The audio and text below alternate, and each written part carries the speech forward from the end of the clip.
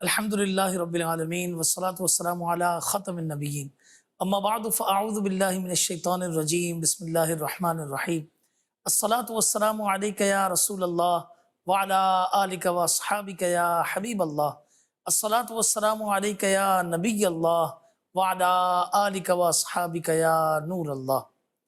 اللہ عز و جل کے آخری نبی مکی مدنی محمد عربی صلی اللہ تعالیٰ علیہ وسلم نے ارشاد فرمایا، جو شخص مجھ پر ایک مرتبہ درود پاک پڑھتا ہے اللہ تبارک و تعالیٰ اس پر عافیت کا ایک دروازہ کھول دیتا ہے۔ صلو علی الحبیب صلی اللہ تعالیٰ علی محمد صلی اللہ علیہ وسلم۔ جی مدنی چینل کے ناظرین، بڑا ہی زبردست اور یوں سمجھے کہ دل و دماغ کو چھو لینے والا سلسلہ حب الوطنی کے تقاضے اس کے اندر حاضر ہیں، اور ماشاءاللہ نگران شورا کی بڑی دلچسپ تجزیے اور ان کی باتیں ہوں گی، اور انشاءاللہ تبارک و تعالیٰ اللہ نے چاہا تو بہت ساری چیزیں آپ کو بیان کی جائیں گی۔ پاکستان کو 75 سال ہو گئے، جی ہاں، ہم جب سے بڑے ہوئے ہمیشہ سے پاکستان کی آزادی اور اس کی محبت کا دم بھرتے آئے ہیں، مگر ایک محب وطن کو کس طرح ہونا چاہیے، اس کے تقاضے کیا ہیں، انشاءاللہ تبارک و تعالیٰ بنیادی اور انٹروڈکٹری گفتگو کچھ نگران شورا فرمائیں گے۔ اس کے بعد انشاءاللہ تبارک و تعالیٰ بڑی زبردست سلائیڈز ہیں وہ آپ کو دکھائی جائیں گی، اور انشاءاللہ تعالیٰ اس پر حضرت کا تجزیہ ہوگا۔ جو حضور کیا فرماتے ہیں، پاکستان کو پورے 75 سال یہ ہو چکے ہیں۔ الحمدللہ رب العالمین والصلاة والسلام علی سید المرسلین۔ پلاٹینم جوبلی پلیٹینم جوبلی جی کہلاتی ہے۔ اللہ پاک وطن عزیز کو سلامت رکھے اور اس کی تعمیر و ترقی میں ہمیں حصہ ملانے کی توفیق عطا فرمائے۔ آمین آمین۔ موضوع حب الوطنی کے تقاضے ہیں جی کہ چاہے آپ اپنے ملک میں رہتے ہیں یا آپ ملک سے باہر رہتے ہیں، وطن سے محبت کی بات کم و بیش ہر ہی پاکستانی کرتا ہے۔ ایسا ہی کمزور بات کر کے بھی کہتا ہے اصل میں چونکہ مجھے میرے ملک سے محبت ہے اس لیے میں یہ کہہ رہا ہوں۔ تو یہ ہوتا ہے کہ بعض اوقات اپنی محبت کے اظہار کرنے کے اپنے اپنے انداز اور اپنے اپنے طریقے ہوتے ہیں، لیکن ایک بطور پاکستانی میں چاہے اپنے ملک میں رہ رہا ہوں یا اپنے ملک سے باہر رہ رہا ہوں، صحیح، میرے لیے یہ بات بہت اہم ہونی چاہیے اور بہت اہم ہے اور ہونی بھی چاہیے کہ میرا کہیں بھی رہنا میرے ملک کی بدنامی کا سبب نہ بنے، صحیح فرمایا۔ بلکہ اگر میں تھوڑے اور آگے بڑھ کر بات کروں تو اپنے پاکستانی ہونے سے پہلے میں اپنے مسلمان ہونے کی حیثیت کو سامنے رکھتا ہوں سبحان اللہ سبحان اللہ۔ کہ اگر میں کہیں دنیا میں جا رہا ہوں تو چونکہ پاکستان ایک مسلمانوں کا ملک اور اسلام و دین کے نام پر آزاد ہونے والا ملک ہے، اور دنیا اس بات کو جانتی ہے، ساری دنیا میں اس بات پر چرچا کیا جاتا ہے صحیح فرمایا۔ کہ پاکستان کا مطلب کیا، لا الہ لا الہ الا اللہ۔ تو یہ ایک اسلامی ریاست اور ایک اسلامی فلاحی ریاست کے طور پر یہ رن کرے گی، یہ ہمارے صحیح اس پہ لکھا ہوا ہے کتابوں Constitution میں، ٹھیک ہے نا۔ تو یہ دنیا کو یہ میسیج تو ہم نے دیا ہی ہوا ہے، ان رائٹنگ میسیج دیا ہوا ہے کہ ہم مطلب کہ ایک اسلامی فلاحی ریاست کا ہمارا ایک وہ ذہن ہے اور اس مقصد ہے۔ تو جب بھی آپ دنیا میں کہیں جائیں گے تو ایک بینگا مسلم بھی آپ کو دیکھا جاتا ہے اور صحیح، ایک بینگا پاکستانی بھی آپ کو دیکھا جائے گا۔ دیکھا جاتا ہے۔ تو آج ہم اپنے پروگرام میں جو کرنے جائیں گے ڈیفینیٹلی ہم یہی کریں گے، جیسے آپ نے کہا کہ آپ سلائڈس دکھائیں گے کہ حب الوطنی کے جو تقاضے ہیں، یعنی ہے نا کہ محبت کا دعویٰ تو آسان ہے کرنا، ہائے ہائے، اصل تو یہ ہے کہ اس محبت پر بندہ پورا اترے بھی تو صحیح۔ صحیح فرمایا۔ ہمارے بزرگوں نے ہی اسلام و دین کے لیے قربانی دینے کے تعلق سے کہ وقت پر قربانی دینا یہ اصل ہوتا ہے، تو اس پر ایک بڑا دلچسپ سا سمجھانے کے لیے بات نقل کی ہے کہ وہ مجنو اور لیلا کی مثال پیش کی ہے کہ مجنو چونکہ لیلا سے بہت محبت کرتا تھا، تو مجنو جب بھی لیلا کی گلی میں جاتا تھا تو لوگ جمع ہو جاتے تھے اور شور اٹھتا تھا۔ تو ایک دن مجنو لیلا کی گلی میں گیا تو لیلا کی کنیز نے کہا کہ تیرا مجنو واقعی تجھ سے بہت محبت کرتا ہے، تو ہے تو تیرا عاشق۔ لیلا نے کہا اس کو حلوہ دیا. تو اب چونکہ مجنو دیوانہ کہلاتا تھا تو وہ اس کے گرد لوگ جمع ہو جاتے تھے. تو کنیز نیچے جا کر کہنے لگی کہ مجنو کہاں ہے, لیلا نے حلوہ بھیجا ہے. تو سارے مجنو میں حلوہ کھانا تھا, میٹھی میٹھی چیز کھانی تھی. تو میٹھا میٹھا تو سب کھائی جاتے ہیں. صحیح. مجنو کہہ کر سارے آگے آگے میں مجنو یعنی میں لیلا سے محبت کرتا ہوں, میں لیلا سے محبت کرتا ہوں. کنیز اوپر جا کے کہنے لگی کہ وہ حلوہ تو سارا ختم ہو گیا اور اتنے سارے مجنو نکل آئے. بولا نہیں, میرا مجنو تو ایک ہی ہے. اچھا وہ کیسے؟ کہا اس کو سمجھا کر بھیجا, بولا اب جا. تو وہ گئی تو قوم سمجھی کہ اب میٹھا آیا تھا, پھیکا پھیکا نمکین آیا ہوا اور کیا. تو جیسے ہی کپڑا ہٹایا تو وہ ایک پلیٹ تھی, اس کے اوپر چاقو رکھا ہوا تھا. اللہ. کا لیلا کہتی ہے میرے بندو کو بولو کہ اپنے جسم کا گوشت کا ٹکڑا کاٹ کے دے دے. تو اب وہ جتنے بھی پلپلے ٹائپ کے جو مجنو تھے نا, وہ کوئی ادھر نکل گیا, کوئی ادھر نکل گیا, سب یہاں ہوا ہے. سب ادھر ادھر. اور آخر میں ایک شخص ہلتا جلتا آیا اور کہنے لگا کہ کنیز, لیلا نے میرے کس حصے کا گوشت مانگا ہے؟ اللہ. وہ جا کے کہنے لگی ایک آدمی نے تو یہ جواب دیا کہ یہ ہے میرا مجنو.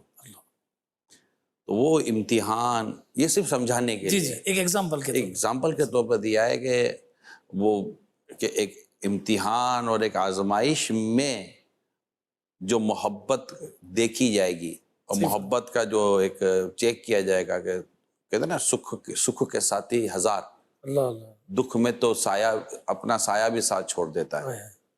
تو اب سکھ ہو کہ دکھ ہو, نرمی ہو کہ گرمی ہو, پریشانی ہو کہ راحت ہو, صحیح. میری حب الوطنی کسی بھی جگہ پر چیلنج نہیں ہونی چاہیے. میری حب الوطنی اپنی جگہ کھڑی ہونی چاہیے. زبردست. میں اپنے وطن سے محبت کرتا ہوں. میری ذات سے میرے وطن کو نقصان نہیں پہنچا, جیسے میری ذات سے میرے گھر کو نقصان نہیں پہنچتا. میں اپنے گھر کی در و دیوار خراب نہیں کرتا, میں اپنے گھر میں چیزیں توڑتا پھوڑتا نہیں ہوں, اپنے گھر کی چیزوں کو سنبھال کر رکھتا ہوں.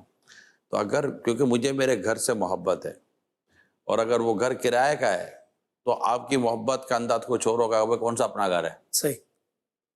اور اگر آپ کا گھر اپنا ہے اور اس پر آپ نے محنت کی ہے, قربانی دی ہے, آپ کی انویسٹمنٹ ہے, تو ظاہر ہے کہ آپ کو اس سے محبت ہوگی. اچھا یہی گھر اگر آپ کے والد صاحب نے بڑی محنت اور مشقت کے ساتھ بنا کر آپ کو دیا ہے, اور جب آپ دیکھتے ہیں یعنی والد صاحب اگر ایک اچھا سا گھر آپ کو بنا کر دیں, ایک غربت سے لے کر چلے ہوں, صحیح, اور بڑی کسمہ پرسی کے عالم میں, آج بھی اگر ہمارے دیکھنے سننے والے ان میں سے اگر ایسے لوگ ہوں گے جن کے ماضی میں دادا یا والد غربت سے چلے ہوں, اور غربت سے چل کر اگر انہوں نے اپنا بزنس اور اپنا گھر اسٹیبلش کیا ہو, اور آج آپ کو آپ کے دادا اور آپ کے والد صاحب نے بزنس ہینڈ اوور کیا ہو, گھر کی ذمہ داری آپ کو دی ہو, اور جب وہ دیکھیں کہ آپ اپنے اس کاروبار کو نقصان پہنچا رہے ہیں, اس گھر کو نقصان پہنچا رہے ہیں, آپ وہ کام ہی نہیں کر رہے جو آپ کے گھر کو اور آپ کے کاروبار کو بہتر کر سکے, ترقی دے سکے, تو آپ کے دادا اور والد آپ کو لے کر بیٹھیں گے, بیٹا کیا کر رہے ہو.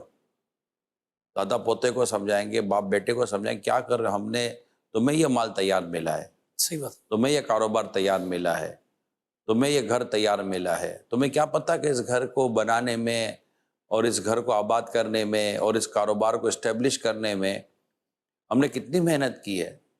یعنی آج تمہارے پاس ٹرکیں ہیں جس پہ تم مال لوڈ کرتے ہو, ہم نے اسی فیکٹری کے اندر اپنے کندھے پر بورے اٹھا کر یہ فیکٹری کھڑی کی تھی. تو آج تمہارے گھنٹی بجانے سے لوگ چائے لے کر تمہارے پاس آ جاتے ہیں. ہم باہر سڑکوں پر فٹ پاتھوں پہ بیٹھ کر بیٹا چائے پیا کرتے تھے, تب جا کر ہم نے کچھ کاروبار یا کام کاج کیا. تو یہ عموماً گھر میں ڈسکشنز ہوتی ہیں. تو جب گھر اور کاروبار کو بڑی محنت اور بڑی مشقت اور بڑی کوششوں اور بڑی قربانیوں کے بعد اگر کسی نے اسٹیبلش کیا ہے, تو اس کا کونا ٹوٹنا یا اس کا کچھ بھی چیز حصہ متاثر ہونے کو کوئی گوارا نہیں کرتا. اب اپنے ملک کو آپ دیکھیں کہ اس ملک کی آزادی میں جتنی قربانیاں دی گئی ہیں, جتنی اس کے لیے کوششیں کی گئی ہیں, اور جو ایک عظیم الشان ہجرت ہوئی ہے, اور جو جس نظریے کے تحت, جس مقصد کے تحت اب گھر والد و دادا نے جس مقصد کے تحت کاروبار کھڑا کیا, آپ کہتے ہیں مقصد کوئی اگر آپ بھول جائیں. تو یہ میں صرف گھر کی کاروبار کی اس لیے مثالیں دے رہا ہوں آپ کو, تاکہ ہمیں ہمارا وطن عزیز جو کہ ہمارا گھر ہے, بلکہ اس وطن میں ہی ہمارا گھر ہے. سیدھی بات تو یہ ہے. تو وطن کی اہمیت اور وطن کی محبت کا اس سے ہمیں اندازہ ہونا چاہیے کہ یہ کوئی آسان نہیں ہوتا. جو چیزیں ہوئی ہیں کوئی آسان نہیں تھی. جو ہم آپ بھی جو اسکولوں میں پڑھتے رہے ہیں، تو ہم بھی جو پڑھتے پڑھتے آج تک بڑے ہو گئے ہیں، جو مطالعہ پاکستان پڑھتے رہے ہیں، پاکستان اسٹڈیز پڑھتے رہے ہیں، تو اس میں بھی اور اس کے علاوہ دیگر کتابیں پڑھتے رہے ہیں. اب تو پڑھنا اتنا مشکل نہیں ہے. ابھی اگر آپ گوگل پہ جا کے دیکھیں تو آپ کو بہت سارے مضامین مل جائیں گے. آپ کو پورا آئین پاکستان مل جاتا ہے وہاں پر، کانسٹیٹیوشن آف پاکستان وہاں پر مل جاتا ہے. تو یہ جو کچھ ہم پڑھتے ہیں تو ہمارے سامنے ایک تو یہ مطالعہ ہوتا ہے، لیکن جب سڑکوں پہ جاتے ہیں تو ادھر معاملے کچھ اور ہوتا ہے. صحیح فرما. حب الوطنی کے تقاضے ہمارا پروگرام ہے، اور اس میں انشاءاللہ ہمیں کچھ سلائڈز دکھائی جائیں گی اور اس پر انشاءاللہ ہم کلام کریں گے. تو جیسا کہ آپ سن چکے ہیں کہ سلسلہ ہے حب الوطنی کے تقاضے. تو بڑی زبردست یہ پریزنٹیشن ہے. پاکستان میں جنگلات کا رقبہ کل رقبے کا 3% ہے. اٹ از 3% آف اٹ، جو عالمی معیار سے بہت کم ہے. عالمی معیار 30% ہے. پاکستان میں موجود جنگلات کا 1.5% ہر سال کاٹا جا رہا ہے، جس سے ہمیں بچنا ہے، اور بڑے پیمانے پر درخت لگانے کی ضرورت ہے. مختلف اقسام کے درخت 10 سے 150 گیلن تک پانی جذب کر سکتے ہیں، جس سے سیلابی صورتحال سے نمٹنے سے بھی مدد ملتی ہے. پاکستان کا سب سے بڑا جنگل چھنگا منگا ہے، جو 12,000 ایکڑ پر محیط ہے. تو ایسا ریسنٹلی الحمدللہ تقریباً اپروکسیمیٹ 20 سے 21 لاکھ کے درمیان دعوت اسلامی درخت لگا چکی ہے. اور کل تو یہ بھی اپڈیٹ یہ تھی کہ مطلب یوں سمجھے کہ میسیجز بھرے ہوئے تھے کہ پنجاب اسمبلی کے اندر بھی امیر سنت کہ اس کے لیے قرارداد یہ پیش کی گئی ہے. اتنے بڑے اس پر بھی جو ہے نا وہ اس کو کیا گیا ہے. تو آپ مزید کیا فرمائیں گے اس حوالے سے؟ ظاہر ہے کہ جیسے کہ ہمارا موضوع ہے تو ہمیں جو کام کرنے ہیں ہم اس کی طرف جائیں. صحیح. پاکستان اور اس کے تعلق سے یقیناً پروگرام تو بہت سارے دنیا بھر میں چل رہے ہوں گے. ہم اپنا ایک پروگرام لے کر آئیں کہ ہمیں کیا کرنا چاہیے اور کیا نہیں کرنا چاہیے. یہ ایک بیسک اس کو سمجھے کہ ہمیں کیا کرنا ہے اور کیا نہیں کرنا. تو چونکہ اس وقت گلوبل وارمنگ مین ہمارا ایشو ہے، دنیا بھر کا یونیورسل ایشو ہے یہ، ٹھیک ہے نا، گلوبل وارمنگ. اور اس کے لیے جو یوں سمجھیے کہ جو دنیا بھر کے لوگ کہلاتے ہیں، جو عموماً نظام چلاتے ہیں، انہوں نے جو اس کا سولوشن دیا ہے وہ سولوشن 2 طرح کے ہیں. ایک ہے کہ آپ درخت کاٹیں نہیں، یعنی جنگلات کو نہ اجاڑیں. دوسرا یہ کہ پودے لگائیں. یہ دونوں آپشنز ہمیں دیے گئے. میرا چند سالوں پہلے اسلام آباد بھی جانا ہوا تھا، تو وہاں بھی ہماری ملاقات کچھ اہم لوگوں کے ساتھ ہوئی تھی. تو پتہ چلا کہ بڑے پیمانے پر جنگلات کو بچانے اور پودے لگانے کا کام ہو رہا ہے. لیکن ظاہر ہے کہ ہمارے ہاں اگر اس کو اسی انداز پر کیا جائے، دیکھیں یہ ایک نیچر بھی ہمارے ہاں پرابلم کرتا ہے. اس کو نیچر کہتے ہیں کہ چیزوں کی امپورٹنس کئیوں کو ہے، کئیوں کو ہوتی ہی نہیں ہے. تو اب ایک جگہ پر ہو تو رہا ہے کہ جناب آپ پودے لگائیں اور جنگلات کو بچائیں، لیکن بلا وجہ، کیونکہ درخت تو کٹیں گے بھی. ایسا تو ہے نہیں کہ درخت کٹیں گے نہیں، درخت کٹیں گے، لکڑیوں کی ضرورت پڑے گی. آپ کے دروازے ووڈ ڈور، آپ کا فرنیچر، تو جناب آپ کی ٹیبلیں، پیپر ہے، آپ کا پیپر ہے. اور بھی اس کے علاوہ درخت سے مطلب ہزارہ روزمرہ کے استعمال کی چیزیں بنائی جاتی ہیں، یعنی درخت سے لکڑی نکلتی ہے اور اس سے چیزیں بنتی ہیں. تو یہ تو اچھا، اس میں بھی یہ ہوتا ہے کہ کون سا کٹے گا کون سا نہیں کٹے گا. اب مثال کے طور پر اگر گوشت فروشوں سے بات کرو تو جو بھینس دودھ دے رہی ہوتی ہے اس بھینس کو کبھی بھی نہیں کٹا جاتا. جو مطلب بھینس کاٹی جاتی ہے وہ بھینس ہوتی ہے جو دودھ دینا بند کر دیتی ہے. اب دودھ دینا بند کر دیتی ہے تو اب اس کو گھاس کھلانے کا ہوتا نہیں ہے کچھ بھی، تو پھر اس کو کاٹا جاتا ہے اور کاٹ کر اب اس کے گوشت سے فائدہ اٹھایا جاتا ہے. اب مطلب اس کا وہ تو فائدہ کرتا ہو تو گھاس ہی کھائے گی، جانور ہے تو گھاس تو کھائے گا ہی، لیکن دودھ تو دینا نہیں ہے کہ اس کے دودھ دینے کی جو ایج تھی وہ ایکسپائر ہو چکی ہے. تو اب لیکن جب تک یہ دودھ دے رہی ہے تب تک اس کو کاٹا نہیں جاتا. تو درخت وہی کاٹا جائے گا جو اب اس طرح کا فائدہ نہیں دے رہا. تو اس کی پوری کیٹیگری بنتی ہوگی جو فارسٹ منسٹری ہوتی ہے یا اس فیلڈ کے جو لوگ ہوتے ہیں یہ بتاتے ہیں عموماً کہ یہ چیز کٹ سکتی ہے نہیں کٹ سکتی، یہ لگ سکتی ہے نہیں لگ سکتی. لہٰذا پہلا جو آپ کا ٹاپک ہے یہ جنگلات اور درخت وغیرہ، تو اس میں دعوت اسلامی کا اگر یہ ساتھ دے دیں جی جی کہ ڈیفینیٹلی ایک اچھا فگر ہوتا ہے کہ آپ کیا کہتے ہیں، اس وقت ہم تقریباً 1 اگست سے لے کر ابھی تک، اگست کا مہینہ چل رہا ہے، میری اطلاع کے مطابق شاید 1.5 لاکھ سے زیادہ پودے لگ چکے ہیں. الغرض یہ کہ اگر ہمارے وطن عزیز میں رہنے والے بچے، بڑے بوڑھے، مرد عورت اپنے اپنے شریعت کے دائرے میں رہ کر، کیونکہ درخت کے تعلق سے رسالہ دعوت اسلامی نے دیا ہوا ہے، تو اپنے اپنے دائرے کار میں رہ کر اگر پودا لگانے کی تحریک چلا لی جائے اور انتظامیہ ایڈمنسٹریشن جو بلا وجہ درخت کاٹنے کا جو سسٹم ہے اس کو کنٹرول کر لے، تو شاید ہو سکتا ہے کہ یہ جو ہمارا آپ نے جو لکھا ہے کہ 10 سے 150 تک پانی جائے گیلن تک پانی جذب کر سکتے، جسے سیلابی صورتحال سے نپٹنے میں مدد مل سکتی ہے. صحیح.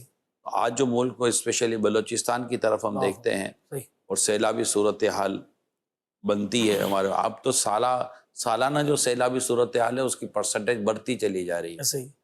تو اپنی اور اپنے اہل وطن کی حفاظت اور اس کی بہتری کے لیے اور خود وطن کی بہتری کے لیے یہ بات ہمارے لیے اب لازمی سی ہوتی چلی جا رہی ہے کہ ہم درخت لگانے کو سیریس لیں. تو انشاءاللہ درخت لگانے کو سیریس لیں گے تو اللہ نے چاہا تو یہ جیسا آپ نے کہا کہ عالمی معیار 30% ہے، کل رقبے 3% سے بھی کم ہے جنگلات کا ہمارے یہاں، اور عالمی معیار 30% ہے. تو گویا کہ ہم کو اس رپورٹ کے مطابق اگر بات کریں تو 27% مزید گرو کرنا ہے. ہاں بالکل ایسے ہی. تو یہ کب ہوگا گرو کرنا؟ لیکن یہ ہو سکتا ہے اگر ہم سب مل کر 22 کروڑ، کوئی 23 کروڑ، کوئی 24 کروڑ پاکستانی بتا رہا ہے، چلے اس میں سے اگر آپ 12 کروڑ پاکستانیوں کا بھی فگر لے لیتے ہیں کہ جو اس معاملے میں ایکٹیو ہو جائیں، تو 12 کروڑ پاکستانی مل کر بھی سیزنل اگر 12 پودے لگانا شروع کرتے ہیں. ہم تو 12ویں والے آقا صلی اللہ علیہ وسلم کے غلام ہیں، سبحان اللہ. ان کی نسبت ہمارے لیے کیا ہی نسبت ہے. اللہ اس نسبت کے صدقے دنیا آخرت میں ہمارے لیے بھلائی پیدا فرمائے اور ہمیں بھلائی عطا فرمائے. تو اگر 12 کروڑ پاکستانی وطن عزیز پاکستان میں ایک پاکستانی 12 پودے لگا لے تو 12 کروڑ سے آپ ملٹی پلائی کریں کہ 12 لگا تو کتنے پودے ہو جائیں گے. اور یوں اگر سیزنل ہم 12 کرتے چلے جائیں، اتنا مہنگا نہیں ہے سودا، 100 روپے میں بعض اوقات ایک آدھ پودا لگ جاتا ہے الحمدللہ. تو اگر یہ پودے لگ جائیں گے تو اس طرح بہت سارے جنگل ہمارے یہ فارسٹ ایریاز جو ہیں یہ بن جائیں گے. اس سے جو ہمارے ملک کی ترقی ہوگی، نمبر 1، جو موسم کی تبدیلی کی وجہ سے جو ہم پریشان ہو رہے ہیں وہ دوری ہوگی انشاءاللہ. پانی کی وجہ سے جو پریشانیاں ہو رہی ہیں اور پانی یہ جذب نہیں ہو رہا اور اب جو سیلابی صورتحال پیدا ہو رہی ہے اس سے بچیں گے. یعنی کہ یہ ایک درخت و ایک پودا لگانا ہمیں کتنی پریشانیوں سے بچا سکتا ہے یہ، اور ہمیں بچا سکتا ہے نا. مطلب ایسا ہے نہیں کہ میں کہہ رہا ہوں کہ آپ لگا لیں گے تو مطلب فلاں علاقے والا یہ محفوظ رہے گا، نہیں، اس سے آپ اور میری زندگی اور آپ کا میرا تحفظ بھی بالکل مطلب کہ جڑا ہوا ہے کہ ایک پودا کئی گھروں کو، کئی لوگوں کو آکسیجن فراہم کر رہا ہوتا ہے. اس سے آپ کی ہماری صحت بھی ہے، ہماری تندرستی بھی ہے، یہ ساری چیزیں ہیں. بالکل صحیح فرمایا آپ نے. تو آپ 14 پودوں کی نیت کر لیں، یہ بھی ہو سکتا ہے. ماشاءاللہ ماشاءاللہ. اس میں جی عمران بھائی، فضل بھائی، ایک سوال ریز ہوتا ہے کہ عمران بھائی سمجھا رہے ہیں سب کو کہ اپنے اپنے حصے کا پودا لگائیں، لیکن کچھ ہے نا، یعنی گورنمنٹ لیول پر بھی FGRF بھی بہت سارے ایسے کام کر رہی ہے کہ ملک بھر میں پودے لگا رہی ہے. اب ننھا سے پودا لگانے کے بعد اس کو جو بڑا ہوتا ہے، جب کافی محنت لگتی ہے ایک دم سے، ہے نا، اس کو ہمارا اصل میں مسئلہ کیا ہے کہ ہم انفرادی فائدے پہ اجتماعی فائدے کو قربان کر دیتے ہیں. جو سالوں سال جس کو پالا پوسا بڑا کیا درخت کو یا بچے کو، اور ایک جھٹکے میں اگر وہ ختم ہو جائے تو بڑا دکھ ہوتا ہے. تو اس میں ان لوگوں کو بھی سمجھانے کی ضرورت ہے جس میں جو ہے نا، مطلب آفیشلی بھی اگر کٹنگ کرتے ہیں درخت کی یا ان آفیشلی کرتے ہیں تو وہ اپنے حصے کے جو بھی جو الاؤ ہے اس کو کاٹیں، لیکن پھر ہے نا جتنے کاٹے ان میں سے وہ امپلائیز ہیں نا وہ اپنے حصے کے پودے بھی لگائیں. شاید میرے خیال سے وہ یہ سمجھتے ہوں گے کہ ہمارا کام صرف کٹنگ کرنا ہے آفیشلی، اور ہے نا ان کو بھی ایک ایک اگر ٹاسک مل جائے نا ان اداروں کو، اور جو باقی جو انفرادی طور پر جو یہ کام کرتے ہیں. پچھلے دنوں ایک ویڈیو وائرل ہوئی تھی، اس میں بلا وجہ درخت کاٹے جا رہے تھے، عوام ہی ہیں اپنے انفرادی فائدے کے لیے. تو اگر ایک درخت کاٹ رہے ہیں تو ایک دو درخت، اگر 5 بندے درخت کاٹ رہے ہیں تو ایک ایک وہ لگا لیں، تو ایک کی جگہ 5 تو لگا لیں. مطلب کٹائی کو وہ اہمیت دیتے ہیں لیکن پودا لگانے کو یا درخت لگانے کو اتنی امپورٹنس نہیں دیتے. تو ان کو بھی کوئی ٹاسک دینا چاہیے میرے خیال سے. ان کو آپ کی بات سمجھ میں آتی ہے کہ میرا خیال ہے کہ جو لگانے کا جو کام ہے وہ تو ہر پاکستانی کے ذمہ ہے نا، چاہے وہ گورنمنٹ جاب پر ہے یا نہیں ہے، فلاں شعبے میں ہے یا نہیں ہے.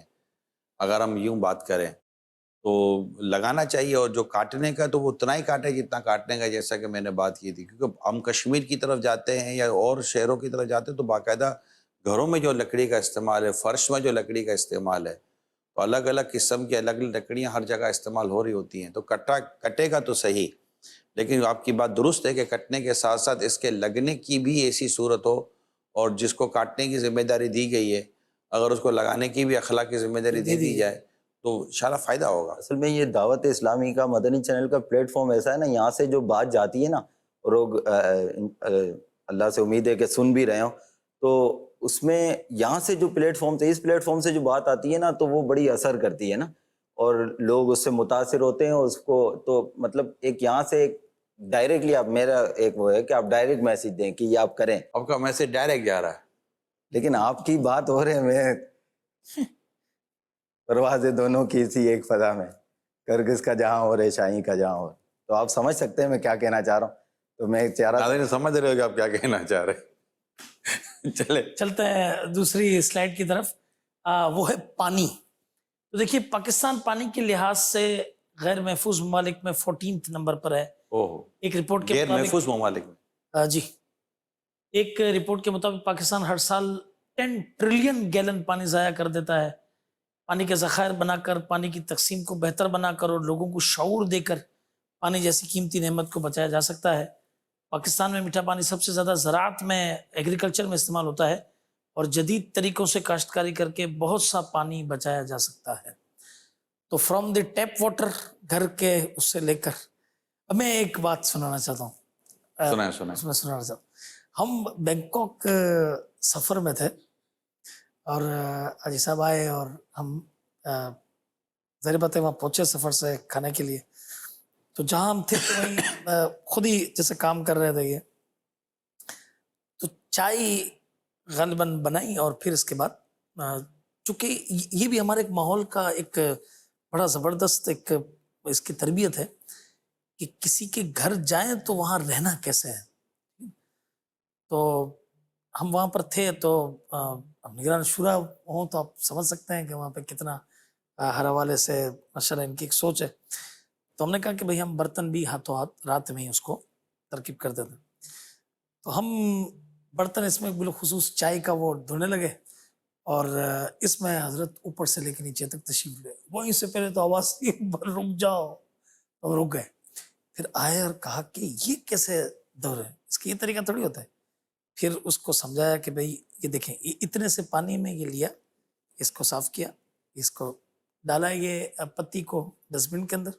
اب دیکھیں یہ اب اس کو تھوڑے سے پانی کے ساتھ بھی آپ دھوئیں گے، ایک بار وہ کیا کہتے ہیں لگا کے اس کا جو لیکوڈ ہے برتن واش کرنے کا، اور یہ دھلا تو یہ دیکھیے یہ صاف ہو گیا. تو اسی لیے مجھے وہ ذہن میں یاد ہے کہ فرام دی ٹیپ واٹر اور یہاں تک کہ ڈیم تک، کیا فرمائیں گے؟ یہی جو آپ نے ابھی مثال دی کہ ہمارے گھروں میں بھی ٹھیک ٹھاک پانی ضائع ہوتا ہے. جیسا ابھی آپ نے کہا نا کہ یہ ہوا، یہ عموماً گھروں کی پریکٹس ہے. جی جی نلکا کھول کر پورا برتن بھر لیں گے، جبکہ پورے برتن بھر کے برتن دھونے کی حاجت نہیں ہے. نہیں ہے، صحیح. آپ کیونکہ برتن تو جو جس سوپ سے یا جس اسپنج سے یا اسپنج جس سے. تار سے جی برتن دھلتے ہیں، اس کو خود اس چیز کو اس گیلا ہونے کی زیادہ حاجت ضرورت ہوتی ہے. ہے. تو تھوڑا گیلا کر کے آدمی، جیسا آپ صابن ہاتھ پہ لینا چاہتے تو بہت زیادہ پانی لے کر تو ہاتھ پر صابن لگانے کی ضرورت نہیں، ہاتھ کو ہلکا سا گیلا کر لیں جی جی اور پھر صابن آپ لگائیں تو پھر صابن تو لگ ہی جائے گا. پھر ہاتھ دھونے کی باری آتی ہے نا، مطلب پراپرلی. تو یوں برتن سے لے کر آگے تک اگر جیسے یوں ہر یہ تو ہر مسلمان کو ڈیفینیٹلی اس بات پہ غور کرنا چاہیے کہ میرا کوئی عمل اسراف کی طرف نہ جائے. اور میں گناہوں برے اسراف میں، کل رات مدنی مذاکرے میں بھی اسراف پر اور تبذیر پر کیسی مثال دی ایک بڑی مطلب مثالیں امیر سنت نے بیان کی کہ ہمارے یہاں اسراف ہوتا ہے. یہ تو اس میں کوئی انکار نہیں ہے کہ لوگ اسراف کرتے ہیں، اور پانی کا تو ٹھیک ٹھاک ضیاع ہوتا ہے. پانی کے تعلق سے میں ناظرین کو بھی اور آپ کو عرض کروں کہ دنیا کے کئی ملکوں میں اس وقت پانی کی شارٹیج ہے، ناٹ اونلی فار پاکستان. اور اگر آپ ان کی شارٹیج کا تجزیہ کریں گے نا تو ان کی شارٹیج کی وجہ بھی یہی ہے کہ انہوں نے پانی کو بے درک استعمال کیا. بہت ایک پرنسپلی بات کر رہا ہوں، ٹھیک ہے نا. ایک پرنسپل یہ ہے، ایک اصول یہ ہے کہ تم جس نعمت کی قدر نہیں کرتے وہ نعمت تم سے چھین لی جاتی ہے. پیارے اسلام بھائیو، یہ پرنسپل یاد کر لیں. آپ جس نعمت کی قدر نہیں کریں گے وہ نعمت چلی جائے گی. یعنی روٹی کے تعلق سے نبی پاک صلی اللہ علیہ وسلم نے جب ملاحظہ فرمایا تو آپ نے روٹی کے تعلق سے فرمایا کہ اس کا اکرام کرو، اس کا احترام کرو. یہ جس قوم سے جاتی ہے لوٹ کر نہیں آتی. تو ہمارے یہاں جو ضائع کرنے کا جو تصور ہے، جو کہ پانی کا ٹاپک ہے، تو یہ جو ضائع کرنے کا جو تصور ہمارے یہاں ہے، پانی کے لحاظ سے بات کریں تو اللہ کرے کہ وہ دن آئے کہ ماشاءاللہ جو اتنی بارشیں ہو رہی ہیں، دیکھیں بارشوں کا ہونا پازیٹیو بھی ہے، پلس بھی ہے. اب لیکن ہمارے پاس ہم نے وہ چیزیں اسٹیبلش نہیں کی، ہم نے وہ ذرائع اسٹیبلش نہیں کیے کہ جس کی وجہ سے ہم ان پانی کو سے فوائد بھی حاصل کر سکیں. اگر ہم وہ ڈیمز بنانے میں کامیاب ہو جائیں کہ جن ڈیمز میں پانی سٹور ہو جائے اور سٹور ہونے کے بعد وہ پانی یوٹیلائز ہوتا رہے پراپرلی، اور جہاں جہاں ہمیں اس کی یوٹیلائزیشن چاہیے ہم وہاں اس کی یوٹیلائزیشن کے لیے پراپر کام کر سکیں. تو یہ سب کچھ کام ہیں، کرنے کے کام ہیں. کچھ عوام کے کرنے کے کام ہیں، کچھ گورنمنٹ کے کرنے کے کام ہیں، کچھ اداروں کے کرنے کے کام ہیں. ہر ایک اپنی اپنی جگہ اپنی پراپر ذمہ داری نبھانا شروع کر دے تو الحمدللہ یہ وطن عزیز کا یہ جیسے 14واں نمبر آپ بتا رہے غیر محفوظ ملکوں میں، اللہ نے چاہا تو یہ 14واں نمبر نہیں رہے گا. ہم دعا کرتے ہیں اللہ تعالیٰ ہمارے ملک پر کرم فرمائے، اور جو ہمارے ملک میں کمی ہے اور جو کمزوریاں ہیں اللہ پاک اسے دور کرے، اور ہمیں ویسے لوگ عطا کرے، اور ہمیں وہ سوچ و سمجھ عطا کرے کہ جس کی وجہ سے یہ چیزیں ہماری دور ہونا شروع ہو جائیں. الٹیمیٹ جو لاس ہے، الٹیمیٹ جو پرابلم ہے وہ بیسک پرسن کو ہوتا ہے، عام آدمی کو، اسپیشلی جو غریب علاقوں میں رہ رہے ہوتے ہیں. ان تک پانی کی فراوانی مشکل، وہ گندا پانی پیتے ہیں اور ایسا پانی پیتے ہیں جو صحت کے لیے کس کہتے ہیں ناٹ گڈ فار ہیلتھ لکھا ہوتا ہے بعض جگہوں پر. بلکہ اگر ہم جائیں کسی اور صوبوں کے اندر، بلوچستان وغیرہ کی طرف، پتہ چلتا ہے کہ جانور اور انسان ایک ہی جگہ سے پانی پی رہے ہوتے ہیں. تو یہ چیزیں، اور کئی جگہ تو پانی ہے ہی کوئی نہیں، جیسے صحرائے تھر میں چلے جاتے ہیں. تو ابھی ہم نے دعوت اسلامی کے FGRF نے تقریباً 600 سے زیادہ وہاں پر پاور پلانٹ ہے، واٹر پلانٹ لگا کر ان کو دیے ہیں. چولستان ہے تو مطلب پانی کی کمی ہے. لیکن اچھا پانی برس بھی رہا ہے، لیکن چونکہ اس کو محفوظ کرنے کے لیے ہمارے پاس ذرائع نہیں ہے تو ہم غیر محفوظ ہو گئے. اگر پانی محفوظ کرنے کے ذرائع ہیں تو انشاءاللہ ہم غیر محفوظ نہیں رہیں گے. اللہ نے چاہو بارش کا پانی تو مطلب مائع مبارکہ مطلب برکت والا پانی ہوتا ہے. اور ویسے ایک علاج بھی ہماری کتابوں میں لکھا ہوا ہے کہ بیماری کا ایک علاج کہ بارش کے پانی سے، یعنی عورت کے مہر کی رقم سے شہد خریدا جائے اور وہ شہد کو بارش کے پانی میں ڈالا جائے، پھر وہ شہد وہ پانی پیا جائے تو یہ مرض سے شفا دیتا ہے. کیونکہ عورت کے جو مہر کی رقم ہے اس میں بھی برکت ہے، اور جو شہد ہے وہ شفا ہے، اور جو بارش کا پانی ہے وہ برکت والا ہے. ٹھیک ہے، اگر ان تینوں کو ملا لیتے ہیں اور ایسا آپ کو پانی آپ کسی مریض کو پلائیں گے، اور جو میں نے آپ کو اس نیت کے ساتھ کہ یہ ساری چیزیں موجود ہیں، تو انشاءاللہ تعالیٰ آپ کے مریض کو بھی شفا ملے گی. اللہ نے چاہا. ماشاءاللہ ایک کال ہے جی، کال چلائیے. وطن عزیز کی خدمت اور اس کی بھلائی کے لحاظ سے ماشاءاللہ دعوت اسلامی پیش ہے. تو حاجی عمران صاحب سے عرض ہے کہ آپ کو اس طرح کی موٹیویشن بھی عطا فرمائیں لوگوں کو، اویرنیس دیں کہ اپنے گھروں میں ہم کون کون سے پودے لگا سکتے ہیں، جیسے سیب ہے، کیلا ہے، اس طرح کا کھانے پینے کے فروٹ کے، سبزیوں کے. اچھا، کون کون سے علاقوں میں، جیسے پنجاب کا علاقہ ہے، کے پی کے کا علاقہ ہے، اسی طرح کراچی کا ہے، سندھ کے علاقے ہیں. ان کی جو کال آئی ہے نا، تو ایک ورڈ میں ڈھونڈ رہا تھا، اس ورڈ پہ میں تھوڑا سا میں نے مطالعہ کیا تھا حال ہی میں جی کہ ایسا بھی ہمیں کر لینا چاہیے. یہ گھر کی چھتوں پر جو ہے نا وہ بنتا ہے گارڈن، یہ کچن گارڈننگ کہلاتا ہے. جی آئی تھنک کچن گارڈننگ کہلاتا ہے. میں تمام میرے وطن عزیز سے وابستہ پاکستانیوں سے بھی درخواست، جن جن کے لیے پاسبل ہے، کچھ باہر کی جگہ ہو تو بھی ہو سکتا ہے، ایون کہ وہ چھت پر ہو سکتا ہے، باقاعدہ روف پر کچن گارڈننگ کا ایک پروجیکٹ، ایک باقاعدہ کام ہے، اس پر پوری ڈیٹیل موجود ہے. تو اگر کچن گارڈننگ کی طرف چلے جائیں نا، تو ایک تو صحت مند چیزیں ملیں گی، پودے بھی لگ سکتے ہیں اور بھی بہت کچھ لگ سکتا ہے. مثال کے طور پر آپ بینگن ہے، گاجر ہے، کھیرا ہے، پودینہ ہے، دھنیا ہے، مرچیں ہیں، جی اور اس طرح کی کئی کچن استعمال کی کئی چیزیں ہوتی لگ ہیں سکتی ہیں. جسے آپ از خود اپنے گھر میں اس کی مطلب کہ کچن گارڈننگ اس کو کہتے ہیں، وہ کر سکتے ہیں. تو یہ پودے بھی ہوں گے، یہ پودے ہونے کا بھی فائدہ دیں گے، اور یہ پودے ہمیں کھانے پینے کا بھی فائدہ دیں گے. بھائی جانور سے ہمیں دودھ بھی ملتا ہے، جانور سے ہمیں گوشت بھی ملتا ہے، جانور سے ہمیں سواری بھی ملتی ہے. یعنی ایک ہی جانور سواری کا کام بھی دے رہا ہے، پھر کسی جانور سے آپ گوشت کا فائدہ اٹھاتے ہیں، تو کسی جانور سے ایک ہی جانور ہے، دودھ بھی دیتا ہے، گوشت بھی دیتا ہے، اور کھیتی باڑی میں بھی کام آ جاتا ہے. تو یہ ایک پودا، اب جیسے امیر سنت بھی اس دن فرما رہے تھے کہ یہ پودینے کا پورا پودا ہی تو ہوتا ہے جو ہم نکال دیتے ہیں. یہ پورا پودا اتنا سا تو پودا ہوتا ہے، منا سا، اور گھر میں آ جاتا ہے وہ ہمارے فریج کے اندر. تو اس طرح کے کام کیے جا سکتے ہیں اگر یہ تھوڑی سی ہم اسٹرگل کریں، تھوڑی سی ہم اپنی اویئرنیس پیدا کریں. اور جو ہمارے فضل بھائی اور یہ ساری ہم دیکھ رہے ہیں سلائڈس وغیرہ، میری درخواست یہ ہے کہ اگر ہماری اسکولنگ میں اور ہمارے ایجوکیشن انسٹیٹیوشن کے اندر اگر اس طرح کی اویئرنیس پر اگر کام ہونا شروع ہو جائے، بہت اچھا. الگ سے ورک شاپ کے نام پر نہیں، ویری سوری ٹو سے معذرت چاہتا ہوں، الگ سے ورک شاپ کے نام پر نہیں، باقاعدہ اس سے اپنے سلیبس کا حصہ ہو، اور جو ٹیچرز ہیں، لیکچرار ہیں، پروفیسرز ہیں، باقاعدہ ان کی اس معاملے میں تربیت ہو کہ آپ نے اپنے روز کے 45 منٹس کا جو آپ کا پیریڈ ہے، اس میں آپ نے چند منٹ، 1 منٹ 2 منٹ ویکلی بیس پر، ڈیلی بیس پر، مطلب کہ ہفتے میں 2 دفعہ یا اس طرح کوئی بھی آپ اس کا وہ اسکیجول مینٹین بنا لیں، اور باقاعدہ اس کو لکھ کر دے دیں، اور جو اسٹوڈنٹس ہیں ان تک یہ بات پہنچائیں. اور یہ میرا خیال ہے کہ اس کو اسکول سے شروع کریں. اس کو اب آئی تھنک سیکنڈری سے کم از کم تو شروع کریں نا، اگر پرائمری سے شروع نہیں کر سکتے تو سیکنڈری سے شروع کریں. تو سیکنڈری سے جب آپ شروع کریں گے تو 3 4 5 سال تک جب بچہ یہ پڑھتا سیکھتا جائے گا. اور یہی ٹریننگ پیرنٹس کی بھی ہونی چاہیے کہ ہمارے یہاں یہ پلانٹیشن کے طور پر کہ یہ پودے، کیونکہ سوال میں یہ تھا کہ کون کون تھا، وہ اس کی مجھے اتنی معلومات نہیں ہے کہ ہم کس شہر یا کس صوبے میں کس نام کا پودا لگائیں، کیونکہ یہ ایک باقاعدہ ایک علم ہے، ایک معلومات، ایک پروفیشن ہے ڈیفینیٹلی، اور مجھے اس کی اتنی زیادہ معلومات نہیں ہے. البتہ ہم نے نیچے چند پودے لگائے تھے، جس کا کچھ دنوں پہلے ہم نے یہاں بیان بھی کیا تھا کہ یہ پودا کیسا ہے.